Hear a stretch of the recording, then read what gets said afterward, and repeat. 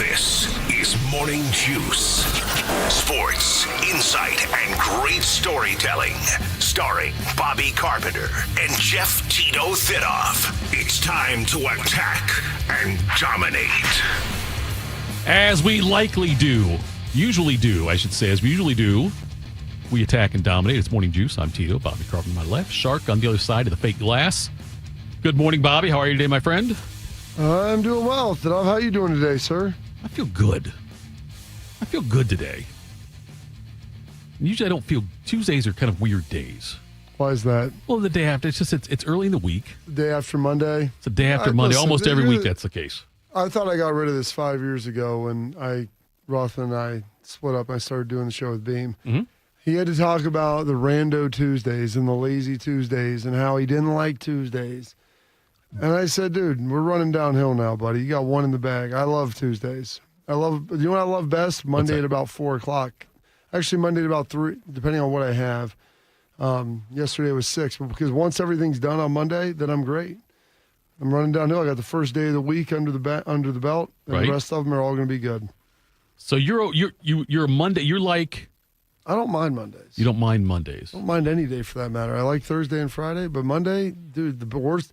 Toughest part, Beam and I would talk about this all the time. The toughest part of this job was just getting out of bed. Yeah. After that, it was fine. That's fair. Shark, how are you today, my friend? Somebody can complain about a rando Tuesday.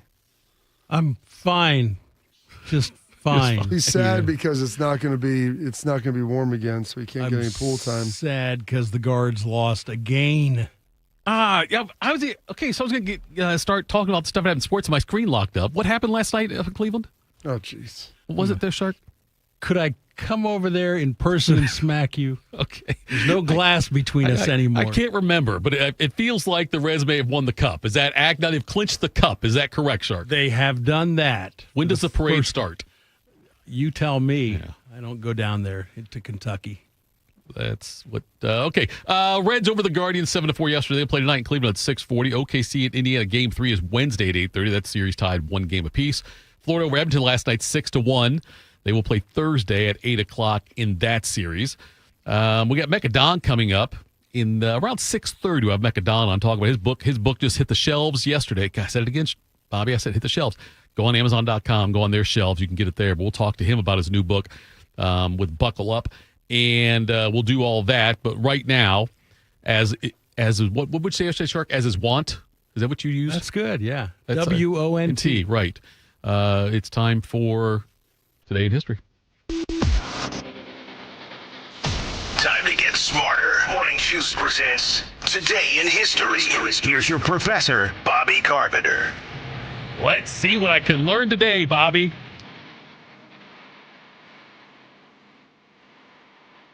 All right. I don't enjoy your false enthusiasm. No, I do. I enjoy. I love the learning. I love it. I get made fun of later on by people in the day, mainly my wife, for not knowing certain things. Well, Beam didn't know that FDR was a 4-term president. That's shocking to me. And don't talk about the Brookhaven failing the educational system when I don't know certain things. Not knowing that is criminal. I'm not going to sit here and say which things you should or shouldn't know, because there's plenty of things that I feel like you've whiffed on as well. This date is Tuesday, June 10th. 161st day of the year, 204 days remaining in this 2025. This date, 1829, the first boat race. A lot of people talk about being the first intercollegiate athletic competition. Takes place on the Thames River between Oxford and Cambridge. Little crew action for you there, Sharky. Mm-hmm. 1898, the U.S. Marines land in Cuba and begin the Battle of Guantanamo Bay. That is how we end up coming to have the base there. We helped liberate the Cubans from the Spanish and then took that base as a lease to help give them protection. Probably not as happy that we have it now, but I guess we earned it. Yeah, how did they thank us? Well, it wasn't until like the 40s or the 60s that they... What year was that? It was 1898 during the Spanish-American War. Teddy Roosevelt and the Rough Riders. Mm-hmm. You know, he was a president. Listen, he was. Did you see his role in Night Museum? The role he was fantastic in that movie too. Very really lifelike. Very lifelike. Robin Williams. R.I.P. Yeah, R.I.P. for sure, man. Teddy Roosevelt, R.I.P. Another one. That's a good point. Yeah, I think he may have even been before Robin A Williams. little bit, yeah. Was he a one-time president or two-time? He was a 1.5 time. He replaced McKinley, After who died in office. Lyndon, yeah. No. Lyndon McKinley's not his name? I'm just kidding. Go ahead, William McKinley. I got it. Go ahead. He was from Canton. Yeah, I know. I'm from the northeast side of Columbus. Willie. Yes. There we go. This date, 1935, Dr. Robert Smith has his last drink. Do you know who Dr. Robert Smith is, Hell Shark? of a running back. Yes, he ran for Ohio State. Sat out for a before year, didn't going he? to medical school. Yeah, but I don't know if he ever made it to medical school. Pretty sure that he never made it to medical school. Who's the Robert Smith you're talking about? Well, he was a doctor. He's from Ohio, from Akron, not Euclid, where Robert Smith was from, the running back. But he and Bill Wilson start AA, Alcoholics Anonymous, after that. Nice. I don't Didn't know that originated in Ohio. I've told you that for the last 4 years, Shark. Bob, I'm trying to act like I'm hearing this for the first time. Well, it's good. I mean, one day you will be hearing everything, I think, again for the first time. Bobby great. Bingo Smith played for the Cavaliers. Something else Shark can be doing a lot of in retirement. Absolutely. This date in 1944, 15-year-old Joe Nuxhall becomes the youngest player ever to play in a Major League Baseball game. Do you know who he played for? Is that off? Of course I do. Nuxie was with the Reds. Okay, there you The go. old left-hander. Yeah, 15 years old, starting in 1944. I'm guessing that had something to do with World War II. But, Yeah. just a thought. This date, 1966, paperback Writer is released. Based on a novel by a man named Lear, and I need a job, so I want to be a paperback writer. Paperback writer. I mean, I enjoy the song, but I want a job. Like, we're talking about wanting a job and wanting to be a paperback writer. I mean, is that just, we're talking about writing books? Is that what they're saying? Yep. Does that The original sound, title was Author, and that just didn't go well in the song. that just sounds so awesome and unbelievable, being a writer. A paperback writer, not hardcover, Right. not newspapers, print journalism. We're talking about paperback writer. This day, 1975, One of These Nights is released by the Eagles.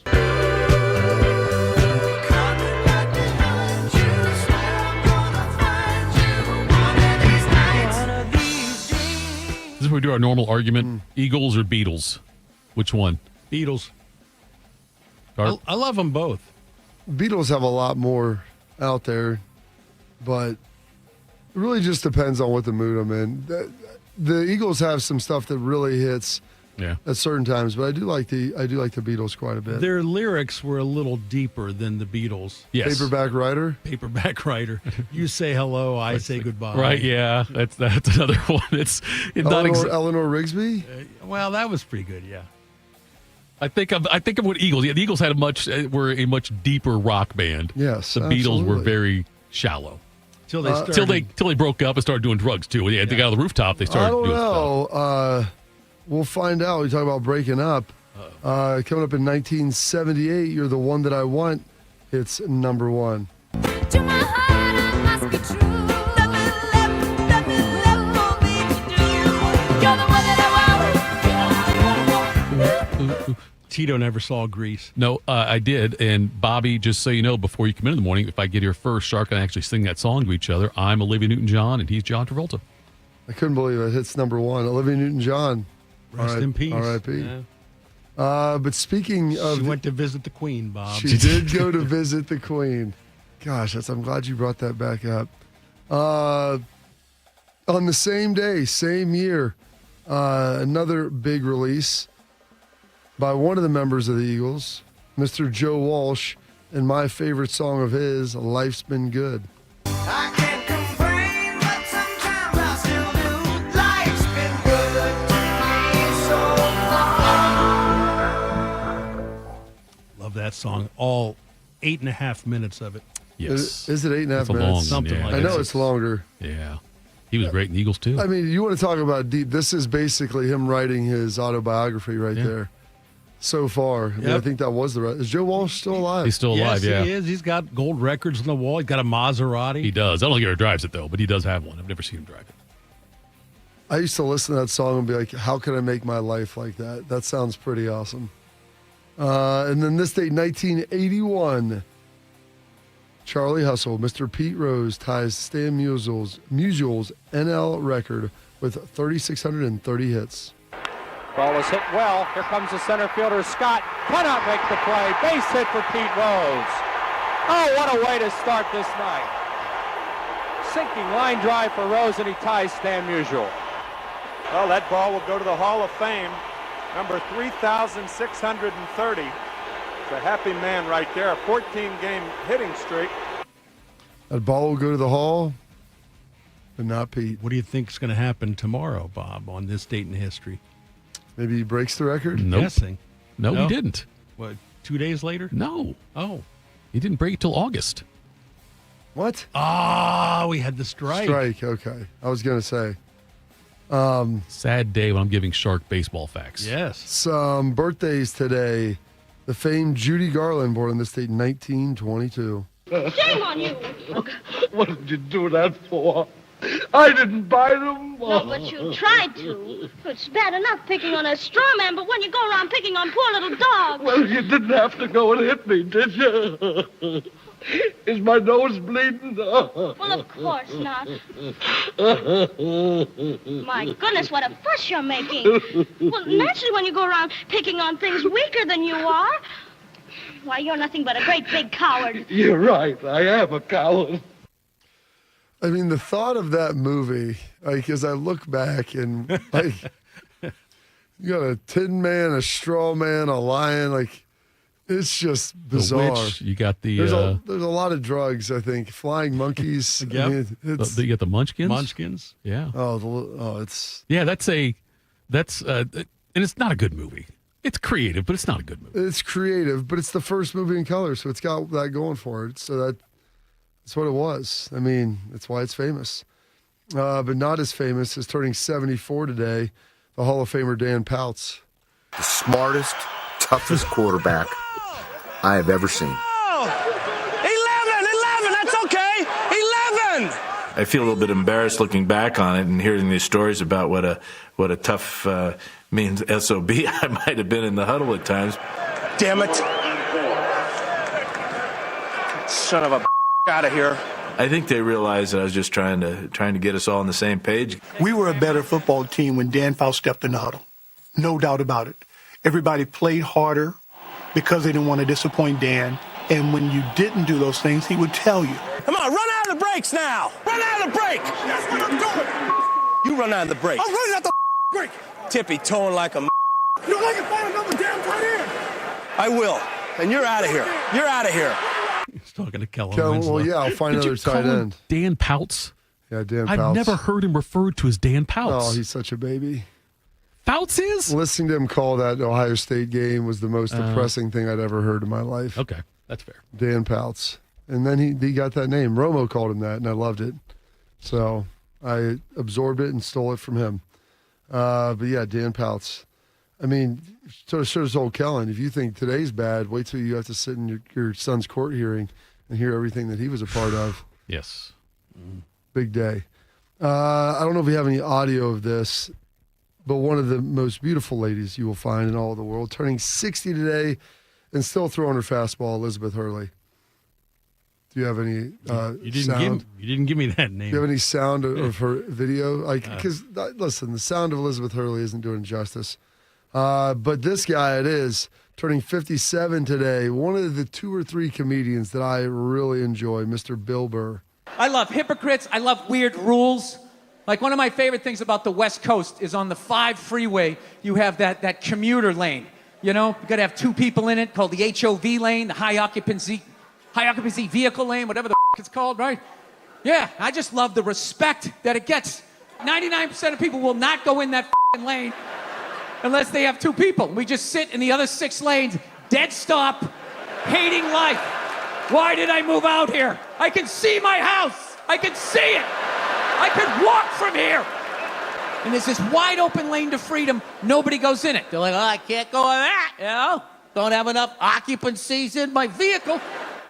Boy, he speaks the truth there. He does. He is driving in L.A. He was great on Chappelle's the first time I saw him do anything. Him and Chappelle are two of my favorite guys Yeah. because they're brutally honest and there's no PC to them at all. And it's funny, I took my son up to Kellen up to Tom Brady's retirement, and Bill did 2 like 5 to 8 minute sets. And I go, "What was your favorite part?" He goes, "The bald dude telling jokes." And I said, "Of course, not any of the Hall of Famers. It wasn't Kenny Chesney playing. It wasn't Jay-Z playing. None of that stuff. Tom Brady up there. It was the fact that Bill Burr, I mean, he brought the house down. He was so good." His thing about his wife when he talks about how they're always working on him. And like she's this finished piece of art underneath some kind of glass and museum, and he's that building you see downtown. It's always got scaffolding up around it. Yeah. That's him. That's his wife's always working on Bill, always working on him, never working on her. It's She's good. perfect. He's one of the best. Also turning at 52 today, former Cincinnati Red and world champ with the Red Sox, Mr. Pokey Reese. Reese against Metallico. Here's the 1-0. Here it goes. How about this? Unbelievable. It's gone. It's gone. It's gone. Pokey Reese has done it. The Reds win it. Metallico is the dugout. Reese heads to welcome home and home plate. Look at that scene. Oh, goodness. Some other birthdays today. She is married to Justin Verlander, I believe, turning 33, Kate Upton, if I'm not mistaken, as well. And then some passings today. We just did something on him a couple weeks ago for his birthday, I believe. But one of your favorites, Shark, Ted Kaczynski, passing away on this date 2 years ago, the Unabomber. Gordie Howe passing away in 2016. And Ray Charles, you got the right stuff, baby, passing away in 2004. You're the meanest old woman that I've ever seen. I guess if you say so, I'll have to pack my things and go. That's right, hit the road, Jack. Don't you come. Was that movie any good? The one that Jamie Foxx did. Did you guys see that? Of course. Right? Absolutely. Was it pretty good? Yeah. Fantastic. I thought it was. I mean, I don't know his story well, so I assume that it was done pretty well. It was entertaining. Jamie Foxx sang and played the piano. He's talented, man. Yeah. Very talented. Yeah. Played the piano while wearing sunglasses. And eyes closed. Don't know about that. Eyes wide shut. I guarantee you he could play it with eyes closed. Most musicians, like, you don't look at the keys anyway. That's amazing to me. You guys do that. I don't know. You do it, don't you? Yeah, not as well as those guys. I didn't say that. I'm saying you have got that skill. It's something that I was learned, not was born with. I'm not very talented. I sleep with my eyes closed. One eye open. Always with Heather, one eye open. Heather good. too, one eye open. Well, do you wear a sleep mask over top of your CPAP? Another one on top. I'm just asking. I mean, I started wearing a sleep mask about 3 or 4 years ago, and it's really I love it. Maybe 2 years ago now. How would that go over my CPAP? I don't know. Your Does CPAP goes on your face, and then I that see what goes you're your saying. eyes. Oh, I got you. I was thinking of something else. I apologize. Now I see what you're saying. You're about to cover my eyes, not a full. I thought you told like a full mask. Not the Pulp Fiction zipper That's mask. That's what, Bobby. It's not that. You know what? On a Tuesday at around 6:15 a.m., if you make that shows you how much you've done this to me. You've changed you seen me. Pulp Fiction? No, but anyway. See, I made a reference that you didn't get. No, I've seen YouTube highlights going through. I see what happens to Vin Rames. Highlights when it goes through that never enticed you to want to see more. I feel like that would be the bait that would lure you in, Thidoff. Bobby, I don't like being uncomfortable watching a movie. You probably don't like being uncomfortable in general. I'm okay being uncomfortable in general. You're right. That's probably fair. Most of the time, I don't want to be uncomfortable. But on the movie specifically, if I'm going to sit down and invest my time in a movie or a TV show or an old family movie for that matter, I don't want to be uncomfortable. So I don't usually watch these heavy movies or these where there's a lot of horror movies, things like that. I'm not talking about horror, man. Not only anybody would define the Pulp part Fiction that I as a saw horror in movie. Pulp Fiction, the part we're referring to, seems like a horror part to me. Well, you've got a guy trying to kill somebody else bleeding, somebody else doing something that I don't think feels good. Sounds like you've seen the movie. I've seen that part. It's popped up. Was that the what Clint else are you Eastwood part? watching? No, when I just scroll through, there's things that just pop up on my YouTube stuff. And that doesn't say about me. Don't get all judgmental on me, both you guys, because it just means that it pops. I've never had anything from Pulp Fiction, or definitely, well, I'll check that. I've never had that scene ever pop up in any type of feed I've ever been a part of. And I've watched Pulp Fiction probably over 150 times. Oh, my gosh. Have you really? We had the VHS. I've never told you this story. 150 times? When I was in probably If you say fourth grade, I'm going to get really concerned. I did see it in fourth grade. Oh, goodness. That one scene would have The first time I saw it, we went to see one of the discount movie theaters in Lancaster. We went with my friend's dad. His parents were divorced, and so when we were with him, it was a little bit more freewheeling than maybe when we were with his mom. And we went to see a movie, and our movie started like a half hour before, and it was probably like 95 minutes. Well, Pulp Fiction's like 2.5 hours long, and it started afterwards. So afterwards, we just walked in the movie and sat with his dad. So I saw probably the last half of Pulp Fiction, including the final scene that you saw right there. Was that the final scene? It's not the final scene, but it's near the end. Final scene is them back in the diner. It's all cut up. And so I saw that in the summer going from 4th to 5th grade. And then probably when I was like 6 going into 7th, wasn't 8th grade, because I remember buying it with one of my friends who was a year older than me. I know we were in middle school at the time together, so he wouldn't have been a freshman yet. Probably 6th or 7th grade. I went to a record town in the River Valley Mall, and we were talking. It's like, hey, there's Pulp Fiction. And he's like, I don't know, it's like a $12.99 or $11.99. He's like, see if they'll let you buy it. It's like, I'll give you half the money. So I went up there, put it on the counter. Some high school dude looked at me and was like, however much it was, gave him the cash, put that bad boy in a bag, and took it back to my house. Well, it's rated G, isn't it? Oh, yeah, absolutely. All audiences. And then we had that, so it's like, dude, we're going to watch the heck out of this thing. I didn't have cable growing up, and so anytime we had, like, sleepovers, my parents weren't home, anytime that I could block off 2 hours and watch that without anybody being around, we'd watch Pulp Fiction. I could probably quote most of the movie to you, and I watched it probably of those 150 times, probably 125 of them before I was 18. The other scene that pops up is the one like in the. Artie and I will sit down and watch it when he shows up at the guy's house or hotel, apartment, whatever it is, when Samuel L. Jackson and Travolta go in there. I've seen that part of the movie also. When you go to the Big Kahuna Burger. Yes. That's that Hawaiian burger joint. Yes. Okay. See, my wife's a vegetarian, so I don't get to eat burgers anymore. But I do enjoy the taste of a juicy burger. He comes on to be a basketball coach in high school. You mind if I have some of your refreshing beverage to wash it down? Coach Carter. Is that what it's called? I know it's I seen that's another clip that's popped up for me. You haven't seen that one either? No. That's good. I've already seen Hoosiers. I'm good. Samuel L. Jackson's got a nice catalog. Oh, my gosh. Lengthy, girthy. You know what's amazing is that he didn't really become a star until his 40s. You didn't know who he was when he was, 35. Pulp Fiction was kind of his big breakout. Was that his big? Was it? That was his. Yeah. There's one that came around a similar time. I think that maybe was the next one, called The Long Kiss Goodnight, and he's in that. He's pretty good, too. Did you ever see A Time to Kill? I think, yes, I have. Grisham? Yep. The thing is, he has a great line. My girlfriend in 8th grade used to love The Long Kiss Goodnight, and they're interviewing him at the end. And he's like, I'm always frank and earnest with women. In Chicago, I'm frank, and in New York, I'm earnest. That's a great. You know what? He delivers it so well. You know what movie I didn't see? Still time. Snakes on a Plane. I didn't see that either. I never saw it. It just sounded stupid. From what I've gathered, it is pretty stupid. From the title, you pretty much know what it's about. Yeah, and I've heard it wasn't done all that well. Some holidays observances. It's AA Day for the Founders Day. Ballpoint Pen Day. Call Your Doctor Day. It's always the second Tuesday in June. Herbs and Spices Day. National Iced Tea Day and World Pet Memorial Day. And those are your historical events, your birthdays, your passings, your holidays observances for this date. Tuesday, June 10th, the 161st day of the year, and 204 days remaining in this 2025. You knocked that out of the park, Bob. I just want you to know. Well done on that, General. I can mix it up a little bit. Mix it up. I like the same thing. They say people that have routines, their lives go faster because there's less change, and I'm trying to get this thing over with as soon as possible. What is this? It's life or this show?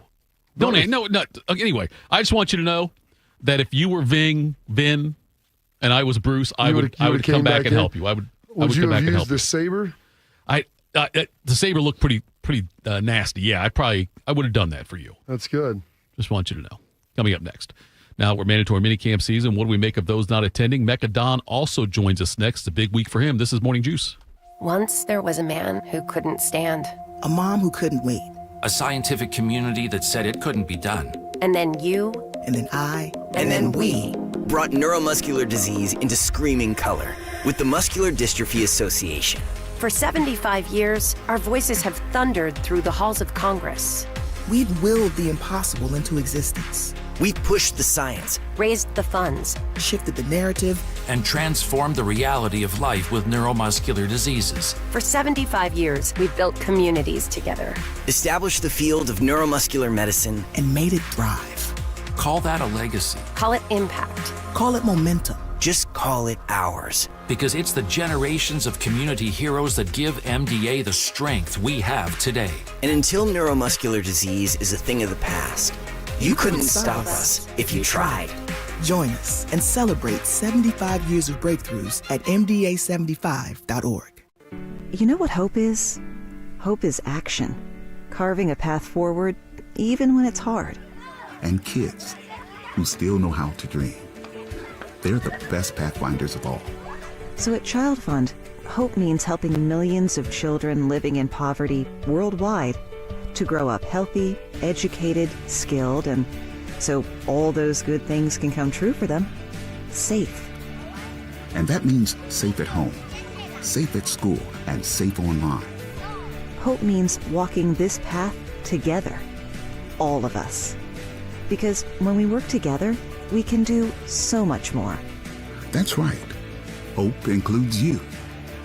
Child Fund, because we need each other. To learn how Child Fund works with children in 23 countries to help them achieve their full potential, visit childfund.org. That's childfund.org. It's been a real journey since 2014 when I first had my injury. I realized that my home was just not working for me and that it was time to ask for help. Homes for Our Troops is really giving me my life back. The shower allows me to go in and turn around with my chair, pull down storage racks, automated door systems, hours of my morning given back to me. Adaptive sports are a huge part of my life, a huge part of my healing journey as well. Homes for Our Troops helped with making sure that I had a home gym so that I can continue to train. This past year, I was able to host Thanksgiving in my home. And it was the first time I was able to have my whole family in one place and I was able to contribute to the meal. There are a lot more veterans in need, and Homes for Our Troops is going to be there to help them too. Homes for Our Troops builds and donates specially adapted custom homes nationwide for severely injured post 9/11 veterans and enables them to rebuild their lives. Join our mission at hfotusa.org.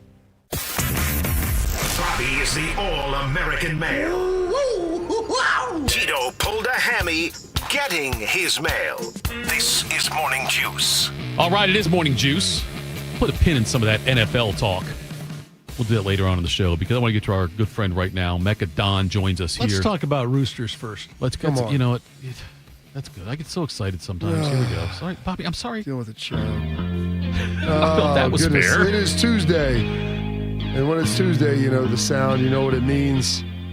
It means it's an appetizer Tuesday from Roosters. And if you watch the show regularly, you see the rooster on my left, over my heart every single day, because that's where it's near and dear. Right along with the cheesy bacon wedges, the crispy potato wedge covered in spicy nacho cheese, covered in real bacon bits.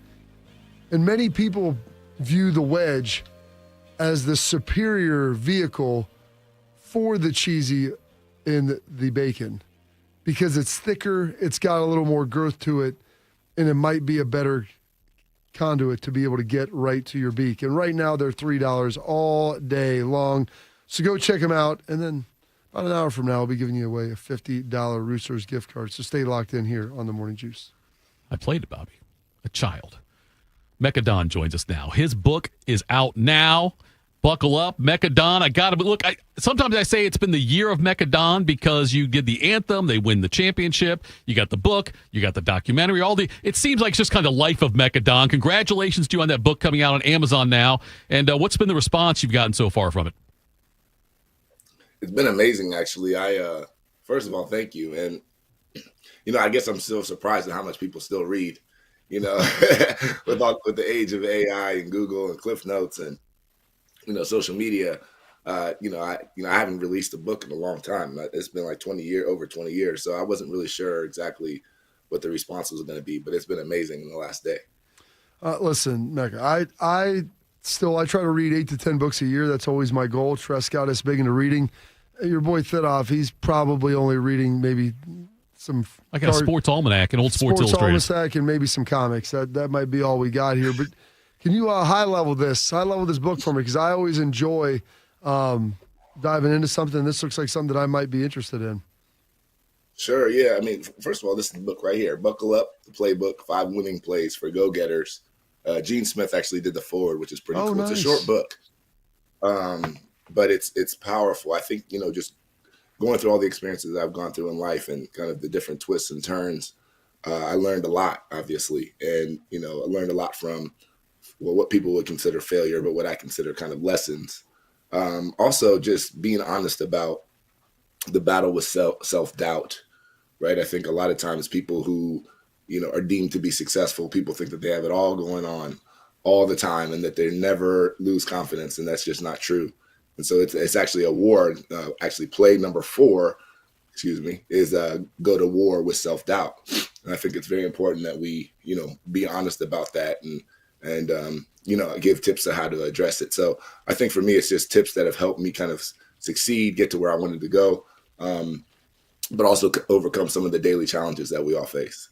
I've always found it interesting your take because we've had this before. We talked on Fan Sports Sunday a few times about things like this, but the way that some people might view it as a failure, and like you said, it's opportunities. It's a chance to learn from something. When was the last time you felt like I did not, or have you ever felt I did not succeed at this and it really bothered me? I don't know if it was one specific moment, because I tried not to tie myself to moments. Okay. Right. But there's music, for the music industry is rough, man. And there are ups and downs. You release something and you think, oh yeah, this is going to be the one, and it flops. Or right. You release something and you're like, I'm just going to throw this out there, and then that's the one that catches fire. So I wouldn't necessarily point to one moment, but I could definitely point to different times in my career where I thought, okay, this might be it. A certain song or a certain situation, and it didn't necessarily happen that way. And every time though, when something like that happens, I can always look back, and sometimes it's just, it didn't work, but there are always lessons that I feel like I can take from it. Maybe I didn't put in a certain level of energy, or I didn't have the right budget, or, it wasn't the right timing, or all these different things. Right. So I've never looked at it like, man, I'm a failure. I suck, I never really look at it that way. And maybe I do. And sometimes, early on, I guess in my career, I will say that sometimes I said, well, I'm not good enough yet. And maybe that's the reason why it hasn't happened. And so I got to get back in the lab. I got to get back in the booth. I got to, actually, put in the work that others before me have put in if I want to compete on that level. So why now? You said you hadn't written a book in 20 years, and you decided to put this out, and a playbook for handling adversity, success, and the self-doubt, self-talk, all those things. Why this point in time? This past year, as Tino alluded to a little bit, has been really amazing. So, it all started with me writing the song Buckle Up that became the anthem for the Buckeyes this past season, that they ran out to every game. And before the season started last year, we actually had a feeling that this was going to be a really special season, which is the reason why I actually wrote the song. And over the summer, we released the song and the video. There's a lot of attention that it was getting. Then we did a merchandise deal with Ohio State's Team Shop Legends before the season. So we decided, we need to kind of document this and make sure that, we capture this moment, this energy.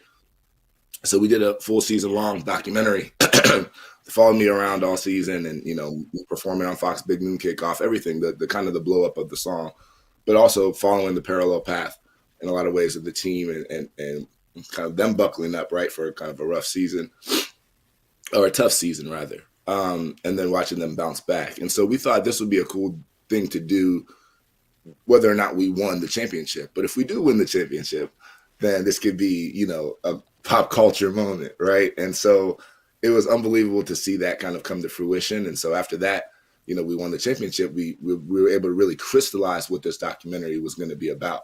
Again, that documentary is also called Buckle Up, the Soundtrack of Champions. And so through that documentary experience, I learned a lot about myself, learned a lot about kind of life, but then also was able to incorporate other people. So Lathan Ransom is in the documentary. Denzel Burke is in the documentary. Curtis Grant is in the documentary talking about the 2014 season. Shelley Meyer, Urban Meyer, Chris Carter. So many great Buckeyes. And so telling that story was amazing for me because it was me telling the story of the 2024 season, but me also being able to tell my story. A lot of people know me, I think, or heard my name, but don't necessarily know kind of my story. So this kind of gave me an opportunity to do so. And then, sorry, it's a long answer to your question, but the book now also gives me the ability to do that as well in a different way, right? Which is to take some of these lessons that have been very public and some of these things that people have seen happen very publicly recently and be able to condense them into something that people can read and say, okay, now I understand why this guy is who he is.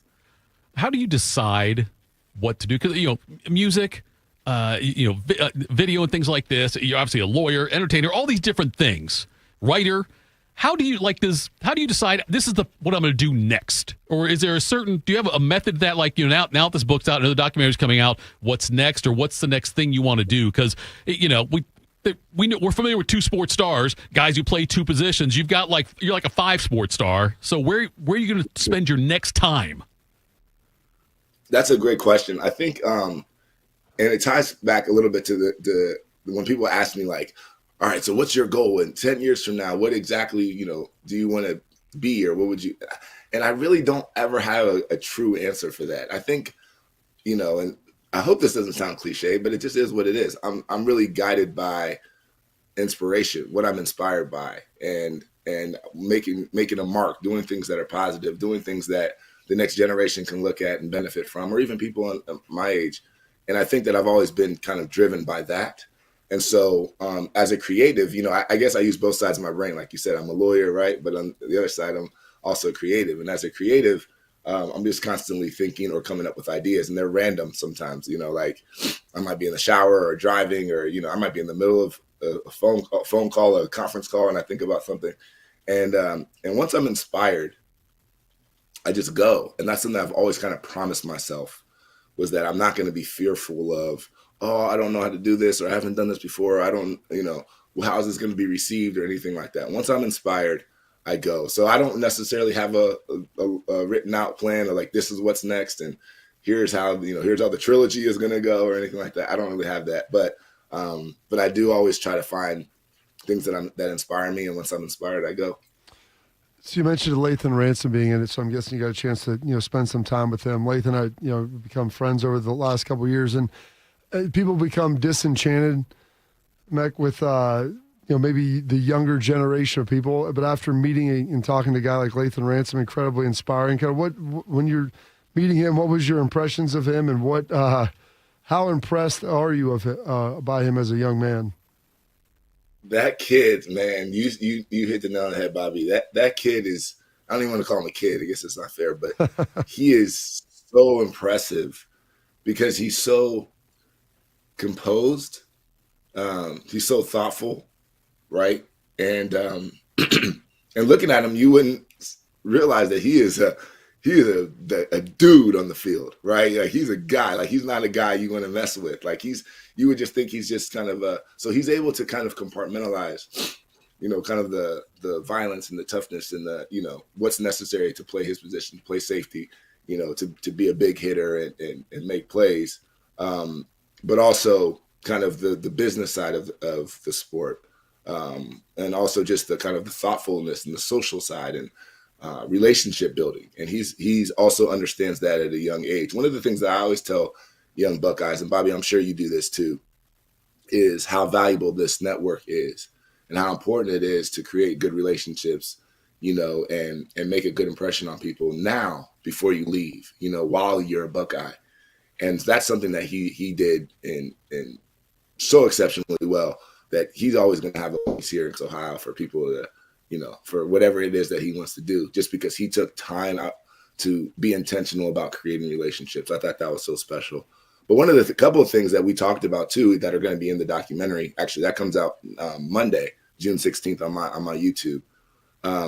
We talked about what the locker room was like after the Michigan game, right? So he went into a little bit of detail on that. We talked about how faith drove this team and how important it was for him personally, and then the team beyond that. And then we talked about, how this team should be remembered. Got some insight on that as well. So I'm just so impressed with him, and honestly, to broaden it out a little bit too, Denzel Burke is in it as well.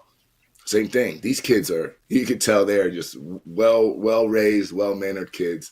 And you can really tell why they're champions. That team was really, really, really special. One of my favorite teams ever. He is Mecca Don. His book, Buckle Up the Playbook, 5 Winning Plays for Go-Getters, available on Amazon now. As I'm looking there at over your shoulder, when was the last time you dunked on your son with that basketball hoop right there?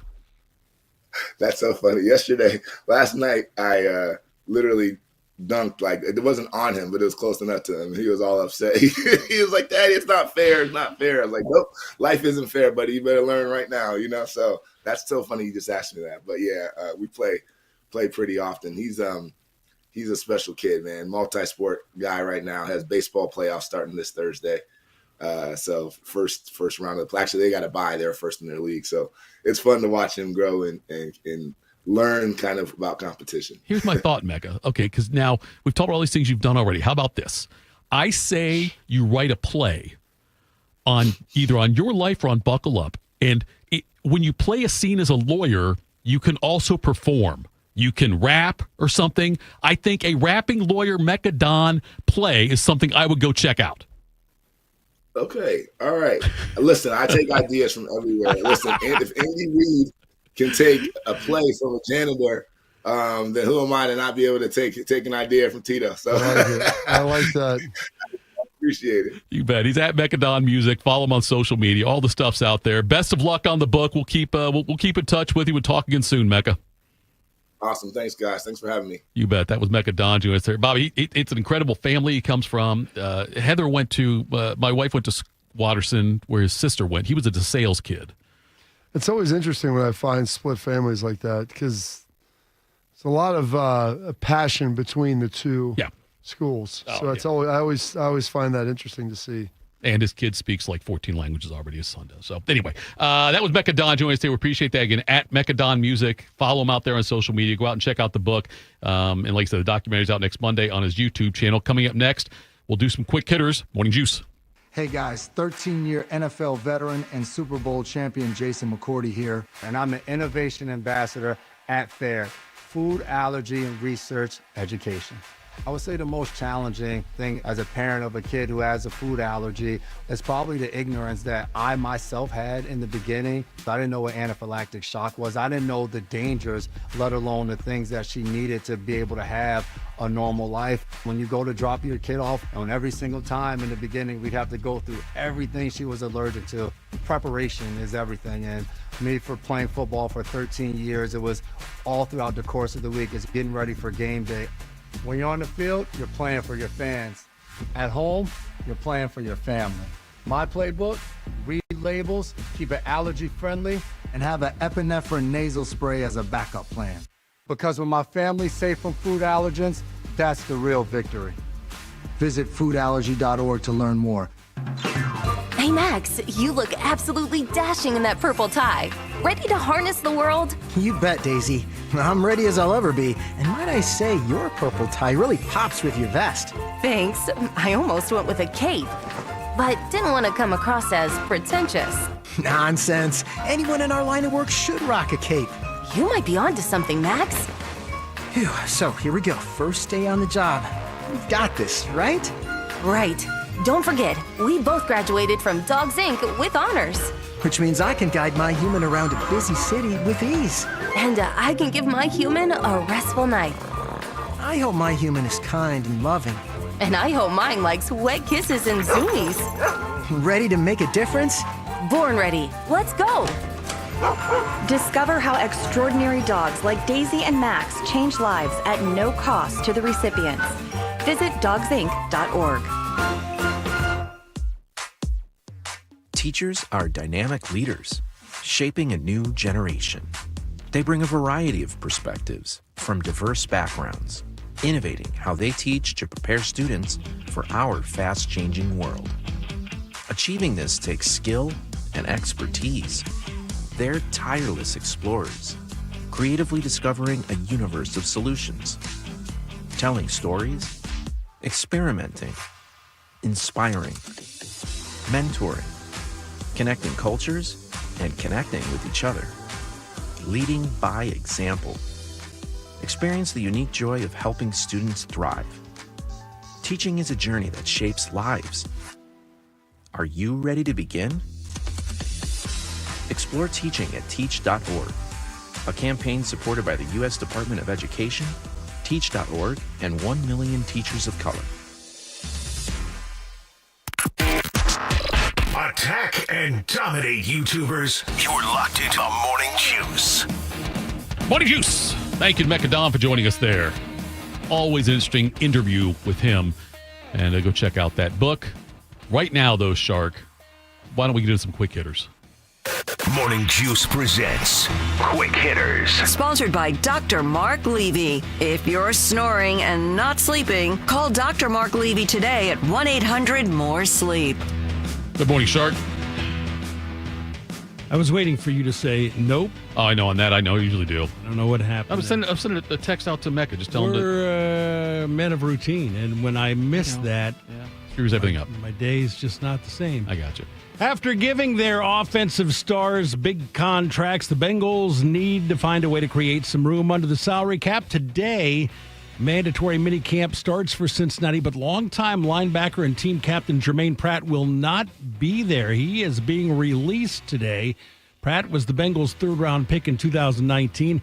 He started 88 games over the past 6 seasons, led the team with 143 tackles last season.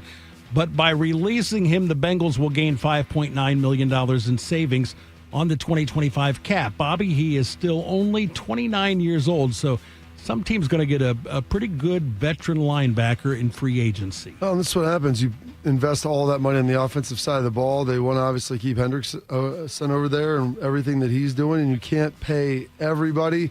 You get a guy that's 29 years old, and like off-the-ball linebackers, like their value isn't what it used to be. And so this is what happens. And I wonder when he turns 30. Will he be 30 this year or if he'll be 29 all year? But, I mean, that's the reality. Like you hit 30 years old in the NFL, and unless you are a star, I mean, people are looking to move on from you whenever they can. And I'm sure he'll go play a couple more years somewhere else and round out the end of his career. I'm sure he would have preferred to finish it, though, in Cincinnati. This just feels like a bad look for the Bengals. I'm not saying they're not wrong for doing it, Bob. I'm not saying they're not making the right decision. But when all the narrative has been about how they've neglected the defense, the stuff with Trey going on as far as him wanting to get a deal done and not having that happen, it feels, even if it's just the optics of it to me, Bob, looks bad. I could see that. I mean, but they can't pay everybody. Right. Like, would you rather have him or Hendrickson? Yeah, you're right. Yeah, I know you're making the right call on that. No doubt. I'm just saying, but the way though it looks like it's just another situation where the Bengals are not getting. They're losing people on defense that were big time contributors. Yeah, and they drafted a bunch of young guys to be able to come in and replace them, and that's how the carousel keeps on rolling. Dick Vitale made a name for himself by coaching the University of Detroit, now Detroit Mercy, to the NCAA tournament. Went to the Sweet 16, actually, and that got him the head coaching job with the Detroit Pistons, which did not go so well. Coached just 94 games there, went 34-60, and was out of a job. A month later, December 5th, 1979, Vitale was hired by ESPN, where he called the network's very first college basketball game. That was 46 years ago. Yesterday, Dickie V signed a new contract that keeps him at ESPN for another 3 years. And now ESPN is partnering with the Charlotte Sports Foundation to create a tribute to Vitale, who is a 4-time cancer survivor. Tito Dickie V still hanging in there after celebrating his 86th birthday yesterday. That's amazing to me. But he's done for college basketball. I said this for what Madden did for NFL broadcasting, things like that. He's certainly an important player, important member. Not always my cup of tea, but always loved the way he was enthusiastic about it. And yeah, the fact I don't think many people know that he did fail miserably, unless he talks about it on the air, which he does sometimes, as a Pistons head coach. He had 94 games. I didn't know it was even that many. I thought it was fewer than that. But he was a respected coach. He's one of those guys, Bobby, that you can't mimic him. And when you hear his voice, you know it's him. It's never like, well, is that who I think it is? That guy kind of thing. But with Vital, it's so it's so unique that in his enthusiasm. I'm glad he's still doing it, but I don't ever make an appointment to watch a game he's calling, if that makes sense. Yeah, I haven't watched it. I know he's been off for a while. He's been battling, obviously, cancer. I wish him the best. I could take it or leave it on his calls, though, now. I've never been a huge fan of him, and as it's gotten older, it's just gotten more redundant. Like, I don't gain any knowledge from watching him make a call. It's like watching it with Thidoff. He was just over here blathering about. It might be a lot of passion and intensity. I've never really enjoyed it. There was a lot of passion, and in his early years, baby, I learned a lot from him. Yeah, in the early days, Right. back in the Now it's 80s, he knew the 13th guy on every roster in college. But that dude knew everything about college basketball. I was so impressed. And then as that shtick started, and he almost had to keep up that like cartoon character reputation. He's a caricature of himself. Yeah, he got too goofy. He started, yelling. The diaper dandies. I'm with you on that, Bob. But at one time, I thought he was the best in the business, and there's no one that has ever questioned his passion for the game. In 1992, the Cleveland Browns hired Scott Pioli as an assistant on Bill Belichick's staff. He was 27 years old. Since then, he has worked for the Ravens, the Jets, the Patriots, the Chiefs, the Falcons, in a variety of roles, including general manager. Now Pioli is 60 years old. He is heading back to college. Bobby, he has been hired as a consultant by Kirk Ferentz at Iowa. He said his next step is to find a 24-year-old girlfriend. Yes, he's got to wait another 10 years, though. That is true, because it would be illegal for him to date somebody with the spread that he and Bill have. But most notably known for his success with the Patriots. I've always liked Pioli. I thought he's done a good job. He's been on with NFL Network for a while. I thought he's done a good job there, doing things with them. There's that natural tie. I believe Ferentz was on that Browns staff. Yes. And so, yes. So there's the connection going back. All those guys tied in through Belichick. So it makes some sense. See if he can try to bring some life to their NIL situation. And basically now with the passing the House bill, like you've got $20.5 million. And they're going to give him stuff. How do you allocate those resources? Who do you bring in and what do you do? Well, bring in Pioli for that, and he's done a pretty good job. I didn't know he had been out of work for quite a while now. He hasn't worked in 2019. It's been a while for that. Number of years. But when I started diving into Bobby, I'm a little surprised, and maybe they had a conversation about it, though. I'm a little surprised he didn't go to North Carolina in some way. He and Belichick were always on good terms, if I'm not mistaken. Or maybe you not. You are mistaken. I am mistaken on that. They were on good terms for a long time. Okay. And then at one point they were not on good terms. I think those bridges have been mended. Yeah. From my understanding of it.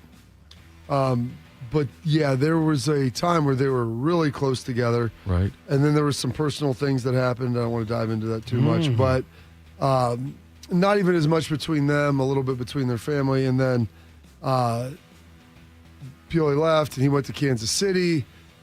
Was with Todd Haley, bounced around a little bit, and it's had some success. And I like Scott. I think he does a good job. And I think those bridges have been mended from 15 years ago. But still, there is I could see Bill because he brought in Lombardi, and maybe he thought that was a better fit. Is Belichick better at mending bridges or burning bridges?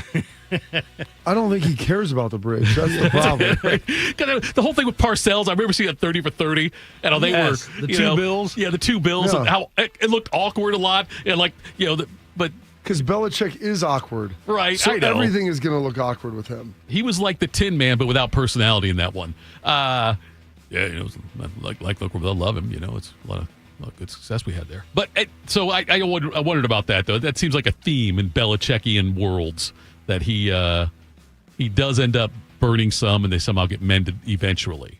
So. Did you ever see I don't know if it was a documentary or a 30 for 30 about that Browns staff in the early 90s? When you had Saban there.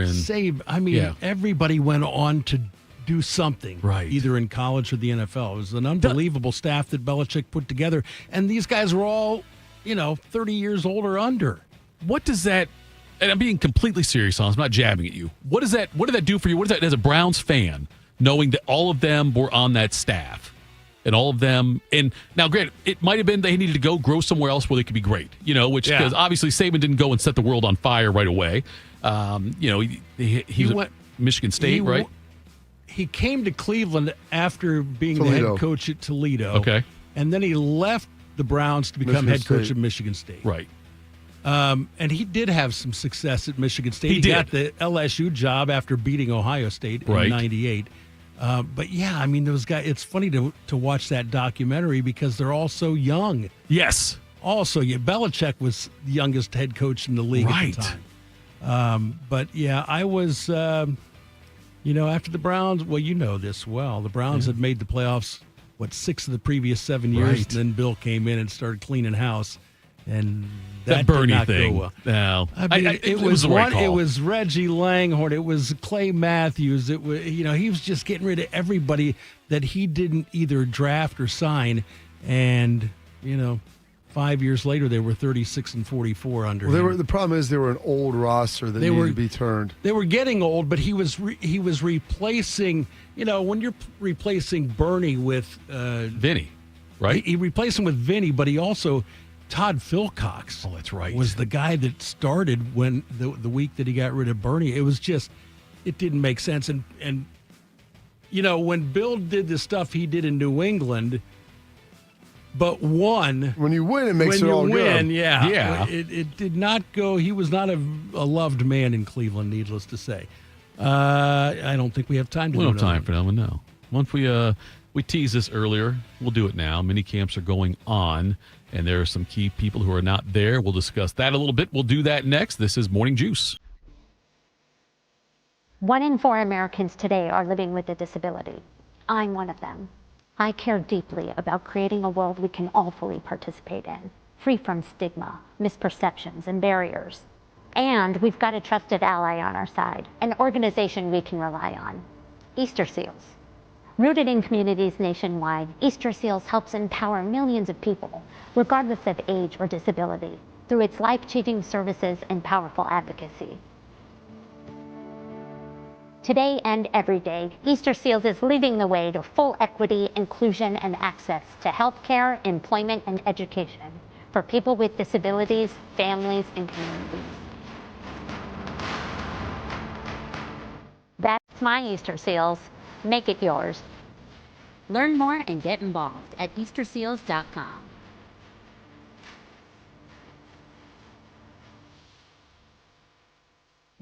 In honor of all those we've lost to cancer and those still fighting and thriving, like basketball analyst and cancer champion Dick Vitale. I want to beat cancer. I'm going to beat it. That's no doubt in my mind. I'm going to win this battle. Defeating cancer will take all of us. Join our team to help fund game-changing research that saves lives. At the V Foundation, V is for victory over cancer. V is for victory over the odds. V is for victory over health disparities, victory over setbacks, victory over the unknown. V is for victory over giving up. Don't give up. Don't ever give up. Donate to the V Foundation to join our team and help save lives. Cancer can take away all my physical abilities. It cannot touch my mind, it cannot touch my heart, and it cannot touch my soul. 100% of donations fund game-changing cancer research. Donate now to the V Foundation at v.org. My son Ian was diagnosed with a brain tumor at the age of 16 months. The outlook was pretty rough. I mean, it was, we had no hope until St. Jude rescued us. I mean, they saved him. To this date, we are 12 years into this journey, and from day one, we've never once seen a bill. It gave us the peace of mind to know that we're there with our son, and we're going to beat cancer together. Now, he is doing really, really well. He's alive because of what St. Jude has done. He's here because of the doctors who came before, their blood, their sweat, their tears, the knowledge accumulated and shared, with everyone else around the world. This is how we get rid of this, how we help kids beat cancer all over. It's the future. Together, we will make cures possible for every child everywhere. Learn more at stjude.org. Proud to be your go-to sports addiction. WBNS, WBNS-FM, HD3 Columbus. The Fan 3, Ohio sports destination. Bobby played for the Dallas Cowboys. Tito wears assless chaps. I'm dead sexy. You're locked into Morning Juice. All right, Morning Juice. This time of year, every year, Bobby, we do a show around this time of year together. I ask you, with mandatory minicamps going on, does any part of you miss that part? I miss, here's the things you miss. The first time everybody comes back in the off season, when you come back for training camp, the off season wasn't as bad because we had time off, and so we do mini camp for 3 days, or OTAs or whatever, and then we usually go out the last night, go hang out on the weekends, get together, do some fun stuff. Most of my best NFL stories all have come around the off season time, because that's when we would take trips on a long weekend or go out on Romo's boat on Lake Grapevine and stuff like that. And so that's the stuff that you miss. It's not necessarily, the stuff in practice, and there is some funny things and some fun times with that. But now they're mandatory mini camps and the OTA, it is so watered down from what it used to be. And so I wouldn't mind doing this. The competition level and just the expectations and intensity, it's not near what it was. How do teams get better right now? When they go to these what can they do to get better at the teach the guys the stuff, find out about the players. It's really about the quarterbacks and receivers. In your defensive backfield, can you learn in your linebackers, learning the coverages, and you work on coverage stuff, and there's some run fits and things. But it's really just kind of, I would call it, it's like building a coloring book. And then when you come back in training camp, you want to build the lines. And so when you come back in training camp, you're trying to color the pictures inside the lines. You can't make everything right now, but you can put the lines in so that everybody knows exactly what to do. And that's the goal, is trying to get that done. So Kirk Cousins is not, he's at a few of the OTAs, didn't practice there. He's waiting to see what happens in this situation in Atlanta. He's got $27.5 million being owed to him this year. Did you said he was or wasn't at the... He was at a few OTAs, but didn't practice at all. But I don't know if is he here yet? Not here yet, no. Okay, so they haven't announced that, because I know that was a big deal of whether or not he would be attending. So do you think, and look, it's a lot of money, obviously. A lot of money he's making, a lot of money he's made, Bob. Do you think he regrets signing this contract with Atlanta based on where things are now? I'm guessing, I don't know Kirk all that well. Mm-hmm. From watching him interact with other people, just kind of seeing how he operates, watching some pieces on him, I don't think he regrets signing there. I think that's probably part of the plan. It was the best opportunity he saw at the time. Right. And we had Albert on last week, and we'll talk to him again, about him and them cutting him or putting together a contract. You could do 90 years, $90 million for one, or 100 for two, and now other blanks. So you might as well pay him the extra, call it the $10 million tax, and keep him for the second year in case something happens. And you have no idea, or unless you get an offer that you like. And he wants to go play, and there's probably opportunities for him to go and compete for a starting job, and it's getting tougher and tougher, obviously, the later you get. But I don't think he regrets it. See, that's the part interesting to me, is because he's made obviously a lot of money signing these contracts. Yeah. And he could have, he probably would have made this kind of money signing a contract somewhere else that he made with Atlanta. But if he's somebody who wants to be a starting quarterback, and I'm sure, that he would probably prefer to be a starting quarterback, that's the only thing I wondered about, if he might regret it from the standpoint that if they don't work out a trade, if they don't cut him, if they do keep him as a Penix backup in case Penix struggles or gets hurt or something like that, then he could thrust back into a starting role. But I just wonder if with the money, if he had a chance for a do-over, go back through negotiations again, would he sign with another team that didn't draft a first-round quarterback the year he got there? You know what I mean? He didn't know they were going to draft. Yeah, he didn't know. No, he didn't know. Yeah, that's my point. Is yeah. And they probably didn't know they were going to draft a first-round quarterback either. Maybe they wanted to. Right. They didn't know who was going to be available and if it was the guy that they wanted to be available. So, yes,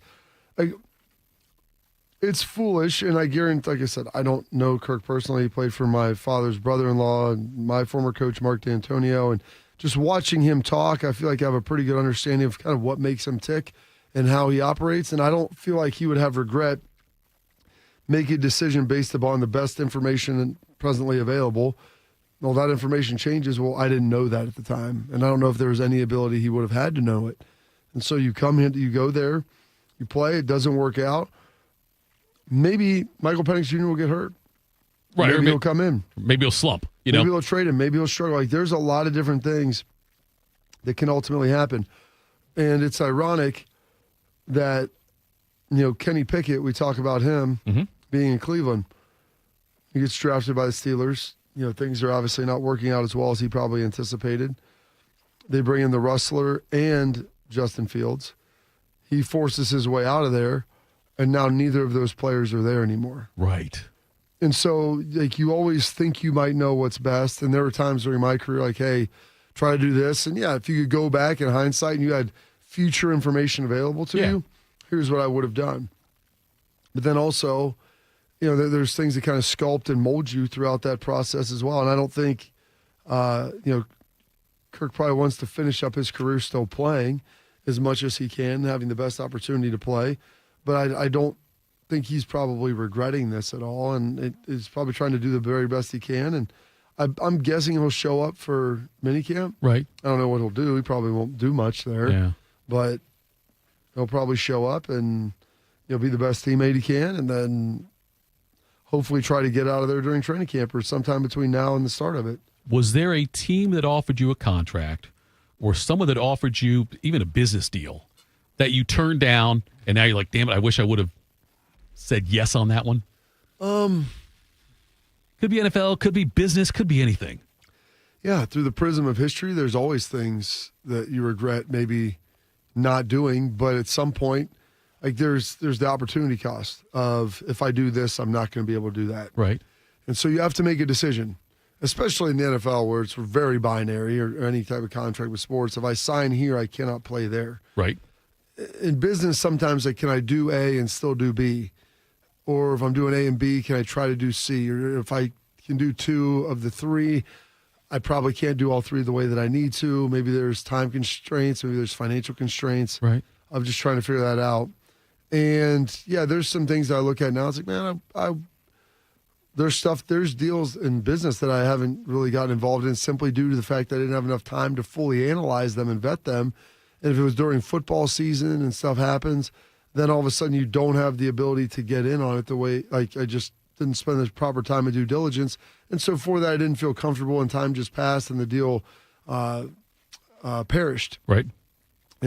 And so it was perishable with time. And so that stuff happens. But I try not to have regret and say, oh, if I would have had this or I did that, or I was, you're one number off in a lottery ticket. You make the best decisions you can with the opportunity, with the information available to you at the present time.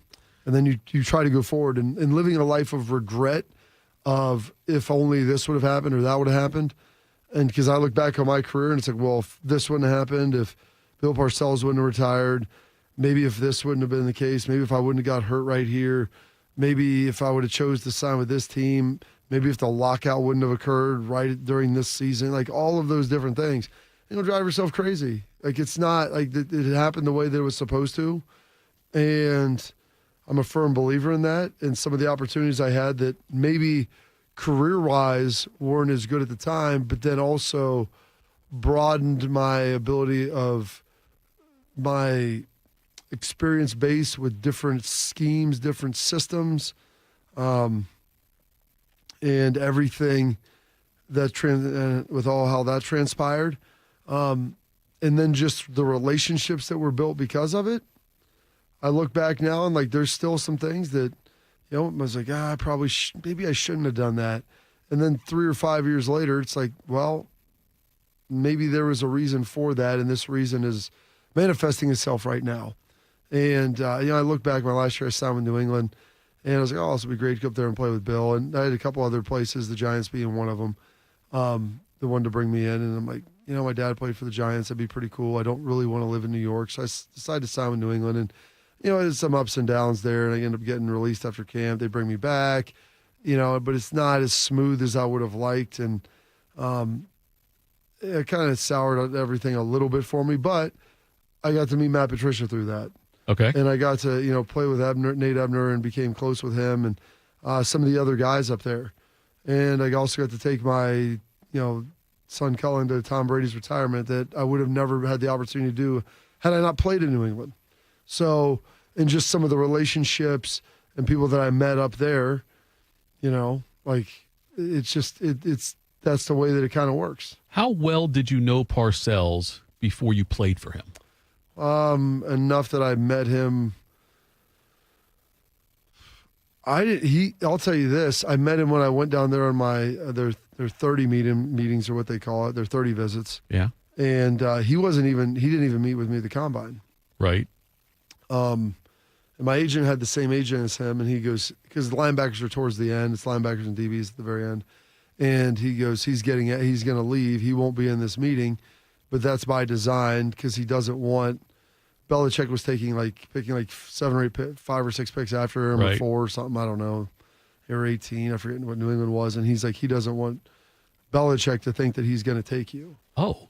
And so I never heard that story. Yeah. I mean, that was like all part of it. I mean, because it was the guys, they were all like Bill disciples, the places that were looking, whether it was Cleveland with Romeo, right, Saban in Miami, Bill Parcells, Belichick, and then Mangini with the Jets. And so, like, there was all that connection through my dad. So he goes, he's not going to be in that meeting, but don't think that it's bad.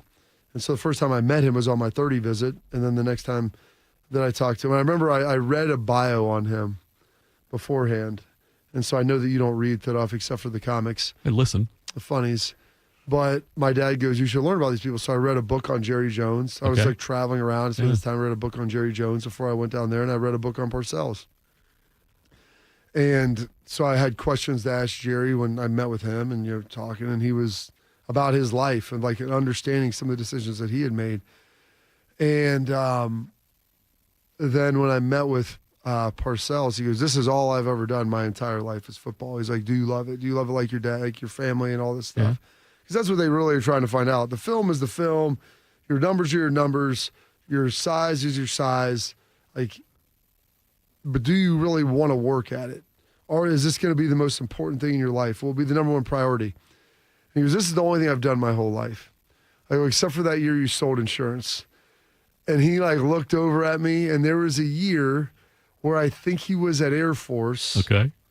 If I can't remember, it was like early 80s, before he went to the Giants. And they all got fired, or maybe it was some point in time in there. And he, his wife, they had moved a bunch. They didn't want to move, and he sold insurance for a year. Really? And he's like, yeah, and selling insurance for that year let me know that I never wanted to sell insurance anymore. So, but he was like, how did you know that? I was like, I read a book on you. Like, he's like, your dad's like, my dad didn't even know that. I told him that. I mean, your dad always had a history with him. And before you were with Bill, with Parcells, and we talked earlier about the Browns and how some of those coaches on that staff were younger and had to go through some things to become elite coaches and have success elsewhere. And I don't know if your dad ever had this conversation or not, but I'm curious how Parcells was different when he was around for your dad, when your dad was playing, versus you. Like, did your dad say 40 years later? I understand. I'm saying, did your dad say though, hey, expect this? Or did your dad say this is what he's like? And then you get around him, and it's like, no, he doesn't do that anymore. He does this now. Did you? Were there discernible changes? As a person, he was always the same. Yeah. I mean, his superpower was his ability to relate to people, and so that was always going to be it. And my dad told me the one thing, he goes, he always made his first round picks bring him water, every day you have a water break in the NFL because you don't have as many guys. So I'd have to run over there and bring him water during the break. And my dad goes, listen to what he tells you during those breaks. He's like, the purpose of him getting you to bring him water is twofold. Number one, because you were the first overall pick, and so that's going to humble you and like show that nobody's bigger than the team. And that's the public display and public reason for it. The private reason is the fact that he's going to get a chance to talk to you every day, which you think your coach talks to you. They may coach you, but they don't have a chance to talk to you. He goes, so some days he might not say anything. Some days he may say a lot. He's like, whatever he says, just make sure you listen because he's telling you that for a reason. And so he would have these little nuggets, and some days it'd be like, thank you, for the water and whatever. There wouldn't be much. Other days he'd be like, hey, there's some football knowledge in there. Sometimes there was some life knowledge in there. And so that was kind of the purpose behind it. So I always was kind of prepared and understanding of knowing that, hey, pay attention to this. Pay attention to what he's saying because there's going to be some nuggets of truth and wisdom in there that other people aren't going to have the opportunity to get. I think that's one of the things that I don't want to say always surprises me, but a common thread among successful coaches is, obviously X's and O's, all it's got to be right. You got to know that, but the way they can communicate with the players. I heard the thing on the famous the 30 for 30 with NC State with Jim Valvano, and he would just tell his players, he'd just say, come here, let's just talk. Let's talk about anything but basketball. Let's talk about life, your family, your girlfriend, whatever's going on. Talk about school, but let's just spend time talking about something else that's not basketball related. It feels like Parcells. Is that something you've noticed among the most successful coaches you've been around have been really good at that? Well, I can't see Belichick doing it. That was never really Belichick, but that's not him. Right. And so that he was authentic. You have to be authentic to who you are. And that was never going to be Belichick. Right. And that's fine. But I get that vibe from Tressel. Yeah. Urban was maybe some of that. Right. Different coaches. Here's the thing. Like as a leader, you can only be what you are as a person. And so if you're a great communicator, you got to communicate and build those relationships. If you're not, we've got to find other ways to do that and make sure that there is a respect and a understanding through other avenues. But Parcells was always he was great at that. Tress was really good at that. Mark D'Antonio in his own way was very good at that. And it's even when I was in Detroit, Jim Schwartz was pretty good at that. But Jim Schwartz coached under Belichick and would see. I think some of those guys would see some of those things, and then if you're not good at it, you have to build out a staff that also fills out your shortcomings. And so you talk about staffs most of the best coaches that I've been around have been great evaluators of talent, and not only just as players, but bringing in coaches as well. And so we were talking earlier about that Saban staff off air in Cleveland and how good that was. In 2006, our staff in Dallas on the defensive side of the ball was Mike Zimmer was our defensive coordinator, Casey Rogers, coach D-line, Paul Pasqualoni was our linebackers coach. Todd Bowles was our defensive back coach. Mike McIntyre was our QC defensive assistant. All of those guys outside of Casey Rogers were college or NFL head coaches. On the offensive side, we had Tony Sperano was our line coach. Wow, yeah. Freddie Kitchens was our tight end coach, who I joke, even Freddie Kitchens became a head coach off of that staff. Right. Todd Haley was our wideouts coach. Anthony Lynn was our running backs coach. Right. And it's just all of those guys, they all became head coaches, all of them. And I was talking to Anthony Lynn about this, and it's sometimes maybe if I wasn't drafted to Dallas, because Bill left after that first year would have been different.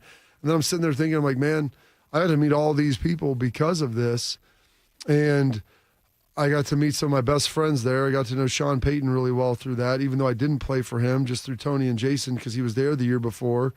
And all the relationships I've had because of him and going down and spending time with him and getting a chance to be around those folks and then talking with Anthony Lynn. I'm at practice or at the pro day and talking to Anthony, and he's like, we go through and start talking about those teams and the players we had and then the coaches on those staffs, and Sean Payton was there the year before, You know, I mean, Right. it's just, and listening to Sean talk, he sounds just like Bill. When I listen to him give these speeches, talk, and give these interviews and different things, I'm like, gosh, that is 100% Bill.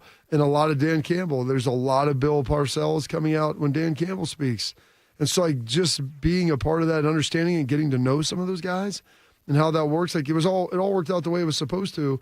But to see these leaders, their ability to identify talent of people that can connect and communicate and be different than them and do it in a different way, because everybody needs different styles of coaching. And I've asked this before, but I wouldn't read it, but I'd listen to your book if you did one. All these coaches you've played for and been associated with, it's all great stories. Parcells, Tress, the Belichick thing, all these things. Have you ever thought about putting pen to paper or voice to cassette for me? Voice to cassette. It's I don't know. I don't know if I have time to write a book. I'd put together and sketched out some stuff, and I work on doing a lot of leadership training. Sure. I do that and different things, and I tell people, like, I'm down at a lot of these are original thoughts. There are some, right, but most of it is just an assimilation of the people that I've been around and their What's your ideas. experience with them, though? Yes, and how they interact. And I hated Todd Haley. My gosh, I hated Todd. Okay. Early on, he's loud. He yelled at a lot of guys, and we had a number of rookies that made the team, and he would ride them all the time. He was getting in T.O.'s face. I mean, you famously saw the jawing on the sideline. And Todd was like that with me. I'm like, and we got in this dust up one time, and I'm like, dude, you're not even on my side of the ball. Right. And that's what's like going through me, but I'm a rookie, and so I'm being respectful because you just came from college. Later in my career, I'd have been like, get the F out of my face, right. Todd. And I remember then we had the Dallas Cowboys, they had a company Christmas party. And they're the only team that I knew that did this, I think. I want to say maybe Detroit. I don't think Detroit did one. But they would have this company Christmas party, and it was for all of Jerry's employees. Okay. And so obviously they would all come because most of the Cowboys and all the players would go there, and they would have it on like a Monday night. So we had Tuesday off, and so everybody would go there and have a good time and really enjoy it. And none of the coaches went because it's during the season, except for I remember watching Todd Haley show up there at about, I don't know, 10 o'clock, 9:30, whatever. Right. I start talking to Todd, and I go to the bar, and we have a drink. And he starts talking, explaining, the way how Bill treated him as a young coach and different things. And I got to understand a lot about him that night. Right. And he even I was like, Todd, what? I used to think you were the biggest D in the world. You know? And I go, you're on me. He goes, I'm on you because I care, and I see a lot in there. And, he goes, and that he's like, maybe my way isn't always the best way. And then we talked for about 25 minutes, like having a drink at the bar. And it was like, we both were a couple cocktails deep. And so there was a lot of honesty there. And I felt like that was my first time experiencing like the NFL of the difference, the relationship between players and coaches at different points in your life. Because as you get older, then you become more the peer of your coach as opposed to just a kid in high school who's getting coached by someone who's older. Even in college, your coaches are generally older than you. But in the NFL, like you get there, and there's times where I had coaches that were younger than me, or like my age. And so you begin to kind of see that, and then you begin to have that different relationship. And you have to be able to separate what's personal, what's professional. And then, but that I got to know him a lot there. And ever since I was like, okay, I had a heightened respect for him. And I didn't just think he was a douche half the time. I am very good at volunteering people for things, so I volunteered you to write the book. But I'm going to tell you now, Bobby, I've got the title. Okay?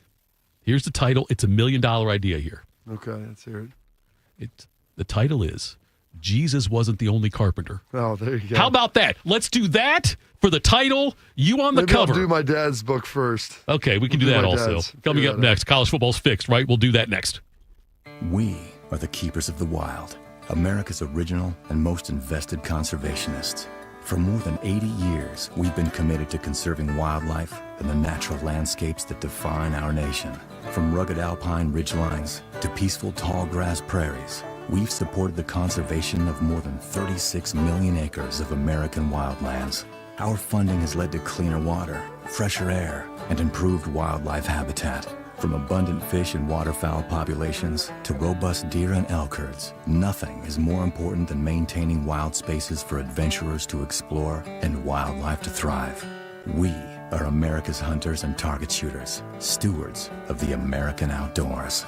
America's hunters and target shooters, along with firearm, ammunition, and archery manufacturers, have invested more than $46 billion to help state fish and wildlife agencies manage and protect wildlife and wildlands across America. For more information, visit Outdoor.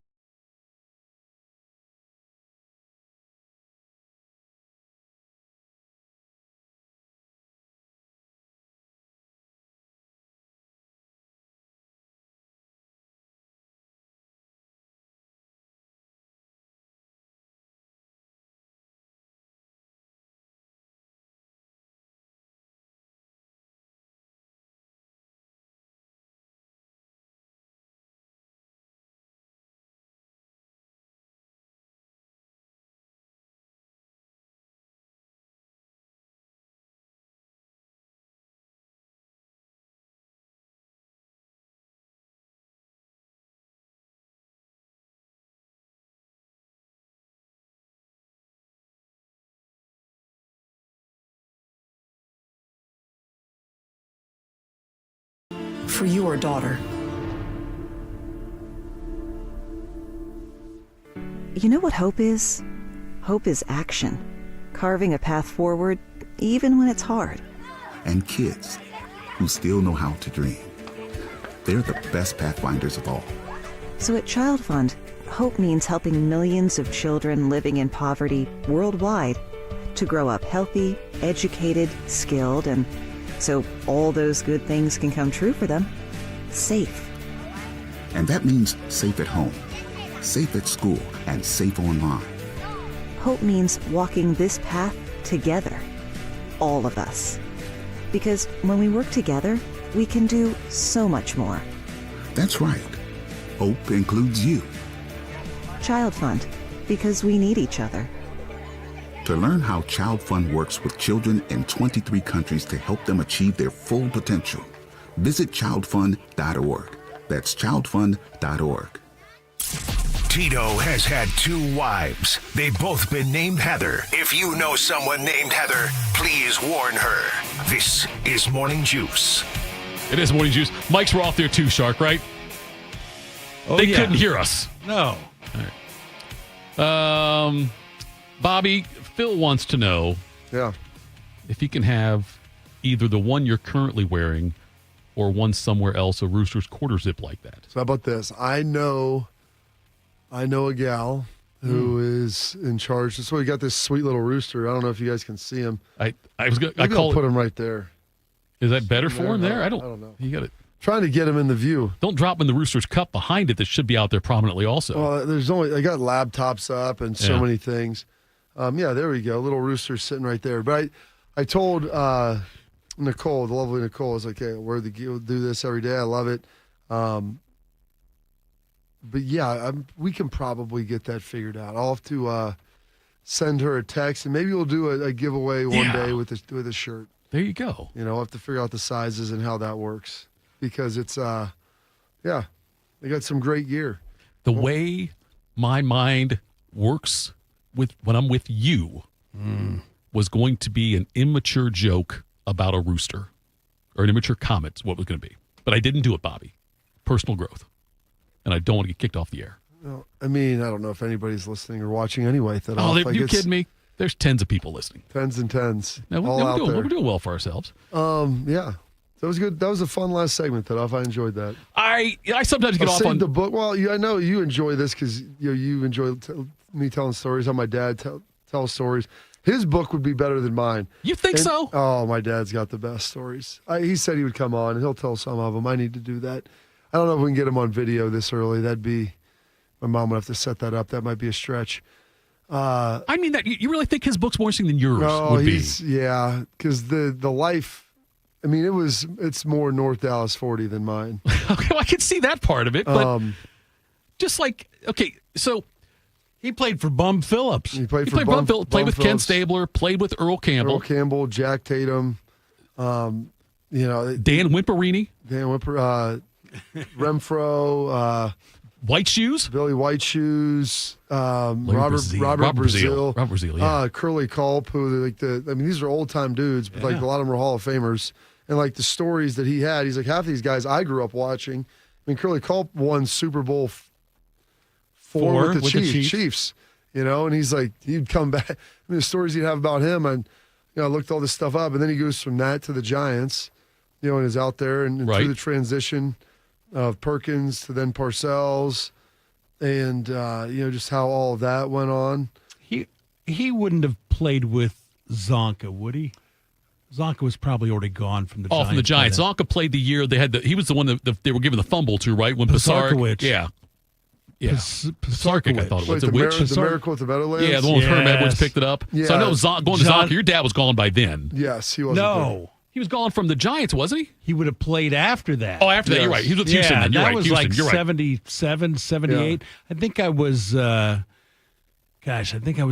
senior in high school when that happened. And John McVay. Okay, the Tampa Bay. Tim's dad? No, New York Giants. Okay. Sean's grandpa lost his head coaching job with the Giants because of that play. That was back before you took a snap and kneeled. Right. You just ran in, Yeah, that's what you did. You just handed it to your big white fullback, and he would run up through the line. And I can remember when you used to. I think that bounced out to the biggest candy hop of Herman. And my dad would always watch Herm Edwards on TV, and his coach, he goes, the only reason he has that job is because that ball popped right into his hands. I still can't watch Herm without thinking about that play. Right. That was just the miracle at the That game was Meadowlands. over. I mean, we talk about ESPN's 99.9% chance of winning. That was 99.9999%. Oh, it might have been 101%. Yeah. And I can remember back in the day when you were trying to stop the clock, quarterback would take the snap and throw it out of bounds. You didn't just spike it. Yeah, right. Yeah, you could. Yeah. And I remember the day Tom Zach threw it out of bounds intentionally on 4th down. Oh, that's stop right. The clock against Purdue. That's right. But some things change in the NFL. Yeah. Yeah. Because of that, quarterbacks go down on a knee to run out the game. They don't hand it off. Right. And sometimes Brady and Manning would go down on knees just when they're about to get sacked. So what's amazing about that is, though, like you said, all of those things were happening during that transition point. Right. And so there was it was a lot more fast and loose in the NFL then. So like the stories, the people, the characters that are around him and the stuff that he has, I mean, they're more like movie characters now, you know, and even with like Lawrence Taylor up in New York, and some of the guys that he was with there as they were kind of transitioning and building that team was, you know, pretty remarkable stuff. And so his stories are much they're much more colorful because life was more colorful, I think. Stabler, never read the playbook. He went by jukebox lights, is what he would say. Like, everybody lights up the jukebox, how he would read his playbook. Yeah, the stories with Stabler, and he's like, I grew up, watching him. He comes over, they trade him over. And right. So he was the best thing that happened to me because he couldn't throw the ball down the field anymore, so he just dump it off. Right. He goes, but no one else, he told me, he's like, no one else knows that. He goes, so they just remember me from Oakland, how I love to chuck it deep. And then they didn't have the analytics for hey, this guy doesn't throw it deep anymore. Right. He just throws it short. So all those different things, there's good probably with the generationality of seeing a joke because my dad, played for Bum and then Wade was on that staff and I played, and they played for Bill and Belichick and then Parcells was the head coach, and Belichick was on the staff too. Right. And he always jokes, he's like, I think Belichick was the one that picked me up at the airport when I got traded over there. He's like, that's what his job was. And Belichick talks about that. He's like, I was doing everything and anything I could early on with this time. Who was his coach at Miami? It was, Dick Crum. Oh, yeah. Went to Arizona? Bill Mallory. Before that. Okay. So then Dick Cradle Crum, coaches. Yeah, Dick Crum went to North Carolina, but Mallory, he always loved Mallory. That's the reason he went to North Carolina. And they had a bunch of great coaches, big time coaches on that team, from Randy Walker, Sherman Smith, coached a long time in the NFL, Ron Zook, Woody Hayes. Well, those guys were there before him. This is just the guys with him. And so all that different stuff. Ara Parsegian. Oh, yeah. All the great ones. Did he go undefeated in college, your dad? No, he lost 3 games. He lost to Michigan State 14-13. Wait, he lost 3 games in 3 years? Yeah. Yeah. His freshman, sophomore, and junior year, they were really good. Yeah. They beat South Carolina, Florida, and Georgia. They were bowl games. I remember the Tangerine, right? Bowl. Yeah. He was smart, right? My dad? Is smart. I mean, back then, Miami. It's a relative term. Miami was like the Harvard of Ohio. Well, they always, believe me, my mom went to Ohio State, and he never lets her forget that. Because back then, Ohio State was easy to get into. Yeah, she couldn't get into Miami, is what he always said. I don't know if my dad was You don't know if he would have qualified academically had he not played football. Yes. I think he was college material. I don't know if he... Oh, that never happened back then. Championed himself quite to that degree. I found out the other day that James Brooks graduated and couldn't read. Is that right? Well, yeah. they always, my mom would always make fun, like, because Earl Campbell, obviously, big time star in Houston. He's a Texas guy. Right. And he was a communications major at Texas. Right. And my dad goes, Skoll brother. Exactly. And so Skoll brother, they had it was a 30-second spot where he did like a lot of talking. And eventually that thing got cut down to Skoll brother. And my mom goes, this guy graduated from Texas with a communications degree. And the thing that we're sputtering out at the end is Skoll brother. That's all that we could get. They had a bunch of other stuff in there, Shark. And then they just filled it in with some B-roll and some music. And then at the end, Skoll brother. That's all. That's the 30 for 30 or documentary I want to see. On those Oilers, because they were always they were the second best team in the NFL a lot of years. Oh, yeah. And couldn't get past Pittsburgh. And that atmosphere when you see it in the Dome with the Love You Blue and how, like, I've never seen an NFL game where the fans were that much into it than they were during those 78, 79, 80 seasons. With everyone waving the blue pom-poms around. The videos of it are remarkable. Yeah. My parents still have, like, all the clothes. I told my mom, it might be time to get rid of them. Like, we're not going to be able to fit back into this stuff. But they have it all there. They've got their cowboy hats, their boots, all the different things that they have. And they've given some of it to my brothers and I over the years. But, yeah, I mean. You're not going to get rid of it. You're not going to throw it away. The term of get rid of it, meaning give it to my brothers and I. My dad, co-host. Yeah, I got you. I'm with you on that one. You're not fitting in it And either. I love relaxing. Because for me, relaxing always includes Skoll, the smokeless tobacco. Just a pinch between my chicken gum gives me great tobacco taste without lighting up. Got the sea, the breeze, got my Skoll. Nothing's gonna make me move. Think I'll play some touch. Skoll, brother. Try going smokeless. A pinch is all it takes. So I guess there's a lot there, and it took it took all day to shoot. I mean, they had a lot of editing equipment to get that done. That, Shark, was irresponsible on your part because I thought I hit a button. I hear something unexpected, and I feel like I did something.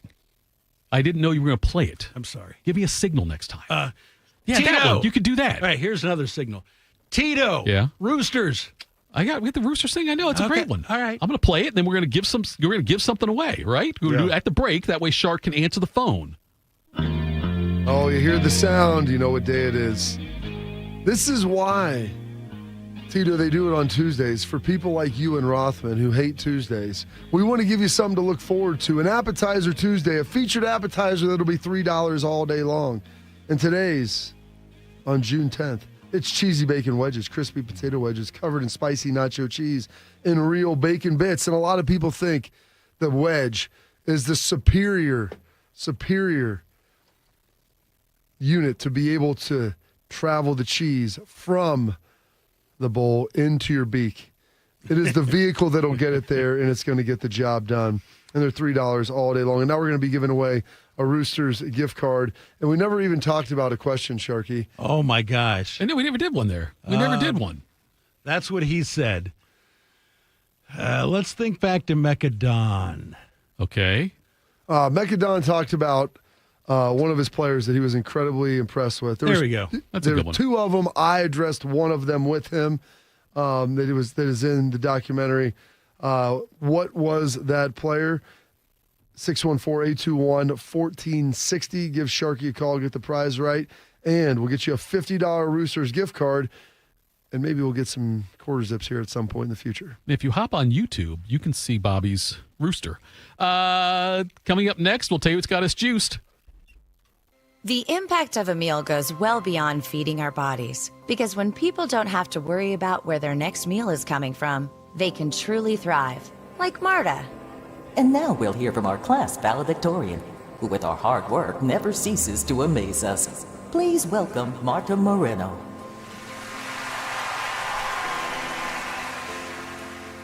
And Alex. Hey, Alex, how did the interview go? I did it! I got the job! I can't believe it! I knew it. Let's meet up later to celebrate. And Diego. Mom! I got first place at the science fair with my volcano project. That's amazing, sweetie. Congratulations. Because when people are fed, futures are nourished, and everyone deserves to live a full life. Join the movement to end hunger at feedingamerica.org/actnow. feedingamerica.org/actnow. A public service announcement brought to you by Feeding America and the Ad Council. It's been a real journey since 2014 when I first had my injury. I realized that my home was just not working for me and that it was time to ask for help. Homes for Our Troops is really giving me my life back. The shower allows me to go in and turn around with my chair, pull down storage racks, automated door systems, hours of my morning given back to me. Adaptive sports are a huge part of my life, a huge part of my healing journey as well. Homes for Our Troops helped with making sure that I had a home gym so that I can continue to train. This past year, I was able to host Thanksgiving in my home. And it was the first time I was able to have my whole family in one place and I was able to contribute to the meal. There are a lot more veterans in need and Homes for Our Troops is going to be there to help them too. Homes for Our Troops builds and donates specially adapted custom homes nationwide for severely injured post 9/11 veterans and enables them to rebuild their lives. Join our mission at hfotusa.org. And we're live here outside the Perez family home, just waiting for the... And there they go, almost on time this morning. Mom is coming out the front door strong with a double-arm kid carry. Looks like Dad has the bags. Daughter is bringing up the rear. Oh, but the diaper bag wasn't closed. Diapers and toys are everywhere. Ooh, but Mom has just nailed the perfect car seat buckle for the toddler. And now the eldest daughter, who looks to be about 9 or 10, has secured herself in the booster seat. Dad zips the bag closed, and they're off. But looks like Mom doesn't realize her coffee cup is still on the roof of the car. And there it goes. Oh, that's a shame. That mug was a fam favorite. Don't sweat the small stuff. Just nail the big stuff. Like making sure your kids are buckled correctly in the right seat for their age and size. Learn more at nhtsa.gov/the right seat. Visit nhtsa.gov/the right seat. Brought to you by NHTSA and the Ad Council. Tito invited the new Russian family who moved in down the street to watch Rocky IV. It did not go well. I must break you. This is Morning Juice. It is Morning Juice. Final segment of the program. Always a good time. I think we have to do an investigation, though, Shark. What is that? What's the investigation on? Because the guy in Lancaster winning the... Lancaster. Not Lancaster. That's in Pennsylvania. He's a gangster. What was his name again? Philip? David. What was the that's what he said. There was the two players that Mecca Don mentioned, and this guy gave you both of them. Yeah. Yep. It was Lathan Ransom. Luther Ransom. Listen. Luther Ransom and Daniel Ward. Daniel Burke. Okay. He could be a... Lathan Ransom. Yes. Denzel Burke. Those are the two. That's just correct. really looking for Lathan, but you know what? He was locked in, got them both. He did. He got them both. I don't know if he was hoping to get a bonus prize by showing off like that kind of... He didn't ask for a bonus prize. He's getting a $50 Roosters gift card. That's Listen, fantastic. one of the first Roosters was in Lancaster. It was? Oh, yeah. I Well, didn't the first know in Central Ohio, yeah. Huh. It's the original one. It's right on, Memorial Drive right there. It was the old, when Frisch's moved, they took over the Frisch's building. Oh. When I was probably in like 97, 98. Yeah? Yeah. I didn't know that they had the first one in Central Ohio. Not the first No, one. one of the first ones. I'm saying one early of the first ones, ones. yeah. All right, let's tell you who's got us excited. What's got you juiced? Sponsored by Billiards Plus. Find your next grill and everything you need for the master griller. Billiards Plus on Dublin Center Drive in Dublin. We've got just a few weeks left with Shark here. Can we agree to do something? When I press a button, okay, when you both look away quickly at something, I feel like I've done something wrong, and you're checking to see why the hell is Tito doing that. So let's just all try, like you with the sounder, I think, I'm just saying, let's all just be respectful and respective of our elderly, of the fact that I still don't have confidence in pushing all the buttons at the right time. Well, you'll eventually get it done. Pavlov's dog was able to learn, so we can hopefully teach you. If I just bring food in here or play a sound, maybe he'll learn. Salivating. I didn't know you meant Pavlov, not Pavlino. Go ahead. You know Pavlov's dog. He would ring the bell and they'd come get a treat or something. Okay. So when you hit that sounder, did we both looked away? You both looked away quickly. You looked over there to your right. Well, because I got to write the time that played. I got you. But you did it, though, very quickly, and I saw Bobby the Corn do the same thing. If one of you does, it's okay. But if you both do it at the same time, it's going to cause me angst. Sheer coincidence is what I believe. I'm no Luther Ransom when it comes to this stuff. It's, what day is it? Today is Wednesday. Tuesday. So, Shark, what's got you juice? Schlegs. Damn right, I'll eat that cicada for $200. Did we do that yesterday? Yes, come on. Son of a gun. Easy, shoes on the other hand. All right, hang on. Let me load it up. Darn it. Here we go. Make them play you. Make them just have to freaking play you, man. Like, that's the mentality. You have to play me. I beat the blank out of this dude all day. Yeah, I messed up on a couple of things, but I'm gonna take his manhood, like, play that guy. That's what you want to see. Do your job, win your one-on-one, and be kind of nasty. Be nasty. Tito, you worry about making mistakes. I make mistakes. I make my share. So I make mistakes. I make my share. But, Didn't you hear yesterday, listen to Jocko talk about action relieves anxiety. Action is the cure for anxiety. Okay. Listen to the life advice that I try to give you. I learned a lot. Bobby, I learned a lot from you. I said that, look, all of you former Ohio State linebackers, I learned too much from you, probably. Yes, I listen, I learn. Well, the lovely Nicole just got back to me. The first Roosters in Columbus. Okay. Shark loves her because she smells so good. She does. I love her. It's good. Does she smell like Roosters? No. That's what I was going to say. No, sometimes. She came in the studio, and after she left, Shark was like, it smells really good in okay, here. Like, it does. My girlfriend who used to work for Donato's in high school always smelled like Donato's, and I thought she smelled great. The first one in Columbus was on Hamilton Road. The second one was, she said GV, so I'm guessing... Grove Grandview. I'm guessing that's Grandview. And then the third was in Lancaster. Okay. How So about there we that? go. Yeah. I wonder, did Nicole text you? Yeah. Have her text you how many restaurants they have now. I'm not listening. She's going to tell you. She's Would listening you rather? Right now. She heard us talking about it. Let me tell you. GV's German Village. Oh, that makes sense. That should have. Bob, for 44. She's listening. 44 stores. For probably 2 years, every week you got me 10 bone-in Roosters wings, medium. They're going to bring the Roosters show back. I'm working. Yeah, but I'm going to be retired, Bob.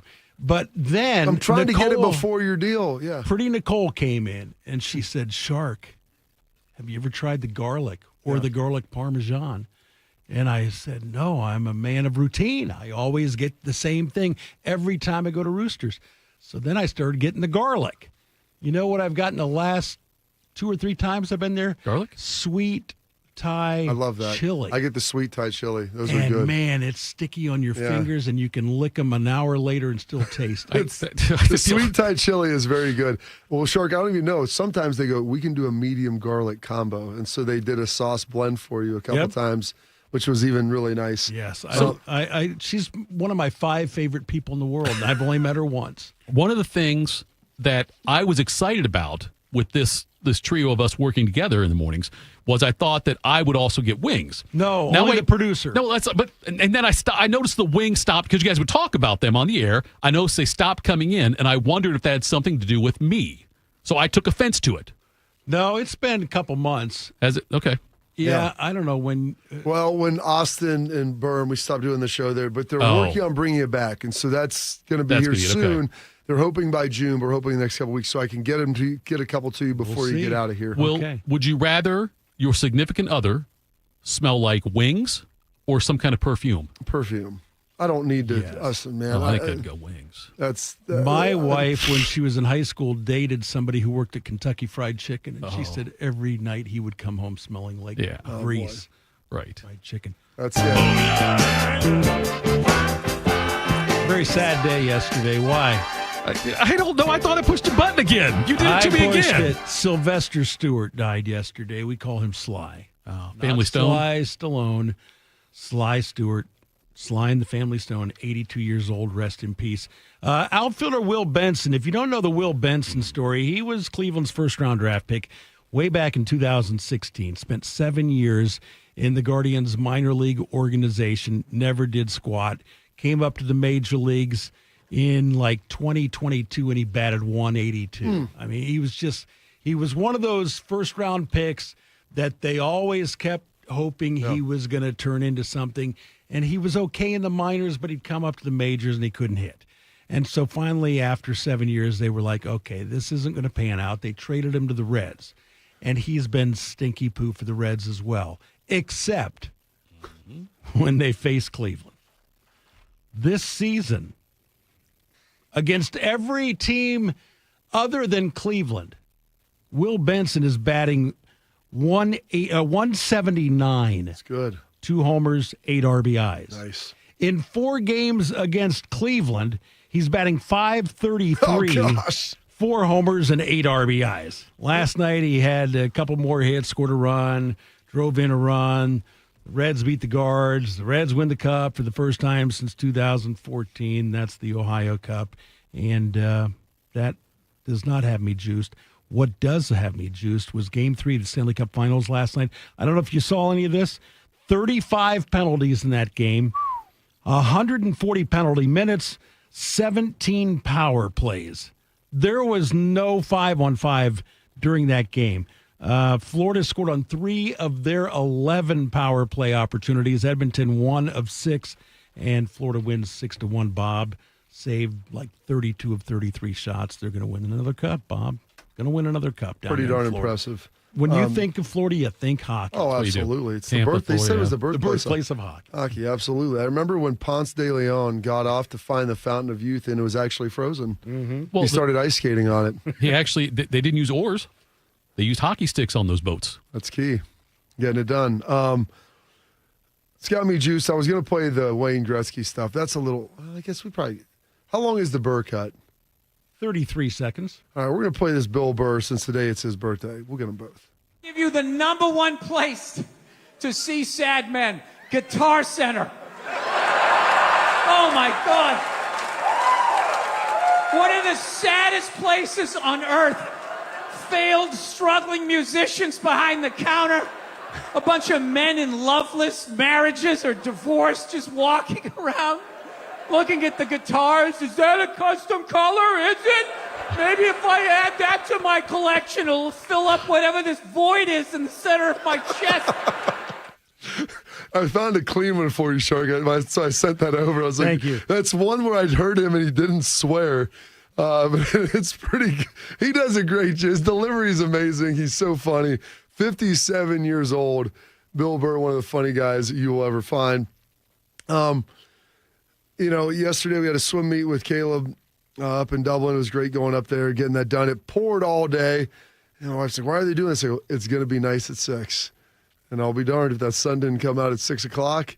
And then I got to watch, I was telling Shark about it, the American Manhunt documentary on Netflix on Osama bin Laden and the finding of him. And just not remembering many of the details and probably not being privy to some of the details. And I didn't realize the first bombing of the World Trade back in 93, I just bomb went off in the garage, kind of downplayed it. And they talk about, like, listen, he was only off by a couple inches of where it would have hit the main support beams, and it would have all fallen down from there. Wow. Like, it was crazy. Like, they talk about it and outline it. They downplayed it to the public, but it was eerily close. I don't remember being that. I don't remember them saying anything like that. Yeah. So I'm saying, bomb went off in the garage, Right. parking garage. Like, Right. as if somebody had like an M90 in the back. Yes. Like, no, he's like, it was close. Was he like one of 18 kids or something? Didn't he have a big family? And he was well educated. Well, right? dude, Really his family smart. was worth $250 million. He's Saudi Arabian. Oh yeah, they get into all that. You will love it, Shark. Diving into this and the manhunt that ensued and how. And I give Obama credit, man. Sometimes you got to put it out there and like you're gonna have to make decisions in life with imperfect information. And they went in there without ever seeing his face inside of that building. They thought it was him. They thought they'd seen his kids. They had these triangulated images where they had vertical shots with satellites, and they cast the shadow. They go, it's about this height. They had video of him walking. They're cross-referencing that with other videos of him walking to see if it was the same limp, because it had a 12-foot and 18-foot wall around it, and you couldn't see in. And it was on the 3rd floor, so there's no trees. They couldn't get elevation to be able to shoot down, and they couldn't find it out. And you know what? And I give the guy a lot of credit. Joe Biden told him no. They go around in the decision room of who said yes and who said no. And it's like, you know what? Because they might be taking out somebody who wasn't bin Laden. Well, they didn't tell the Pakistanis about it. And they didn't want to have what happened in Iran in 1980 where the chopper goes down and everybody dies. And ironically, the first chopper crashes into the courtyard in the building. Now, it was only up 20 feet. Everybody survived and got out. But they're like, our hearts just dropped. Like, you got to be kidding me. One more time, the second chopper lands. They bring a third one in to be able to evacuate everybody, get it there. And then the treasure trove, they said, the found of information. This was like the Library of Congress for terrorism, all the stuff. We were supposed to be in and out in 25 minutes. We were there for 45, just dumping computer servers, papers, and bags to have people sorted out later. And able to get in and out. And the Pakistanis, they had to get out of their airspaces. Like, they were afraid they were going to shoot them down. It was wild. They had these new helicopters they'd never flown before. And I give Obama credit for pulling the trigger on that when it was they said, he goes, Joe Biden goes, it's a suicide if it doesn't work, political suicide, because it happened in June. He's like, we're going into the election. It's like, so this would be the last thing you have on your watch for foreign policy. And you know what? Fortune favors the bold, able to get that done. And it was great to see them America close that chapter before the 10-year anniversary of 9/11. And so that's got me juiced seeing that and just learning all that information about it. I want to have my kids go back and watch it just so they can get a little taste of everything that went on. I'd like Tito to watch it. Tito, it'd be good for you to watch that off. It's not cartoons, though. You know, no, listen, I watch a lot of sports documentaries. I watch documentaries. You watch Judge Judy. I don't watch Judge Judy. He watches the 78 AFC Championship with Houston. And then I text you, and I say, look, your dad had a great catch against the Steelers in the flat. What is going on here? That's what I do. Anyway, happy birthday to Porch View Farm. One of our chatters also has a birthday today. Shares it with Bill Burr. What's got me juiced, guys? Just this show and the fact that we can do what we do and have these longer conversations about things. We're not tied to a clock for these segments. I'm able to, we could dive into some deep subjects like with Bobby and the fact he's got to write a book now. And I gave him the title, which he hasn't copyrighted yet. He's got to work on that, though. But anyway, that's it for us today. We're back tomorrow. Morning Juice. In honor of all those we've lost to cancer and those still fighting and thriving, like basketball analyst and cancer champion Dick Vitale. I want to beat cancer. I'm going to beat it. That's no doubt in my mind. I'm going to win this battle. Defeating cancer will take all of us. Join our team to help fund game-changing research that saves lives. At the V Foundation, V is for victory over cancer. V is for victory over the odds. V is for victory over health disparities, victory over setbacks, victory over the unknown. V is for victory over giving up. Don't give up. Don't ever give up. Donate to the V Foundation to join our team and help save lives. Cancer can take away all my physical abilities. It cannot touch my mind, it cannot touch my heart, and it cannot touch my soul.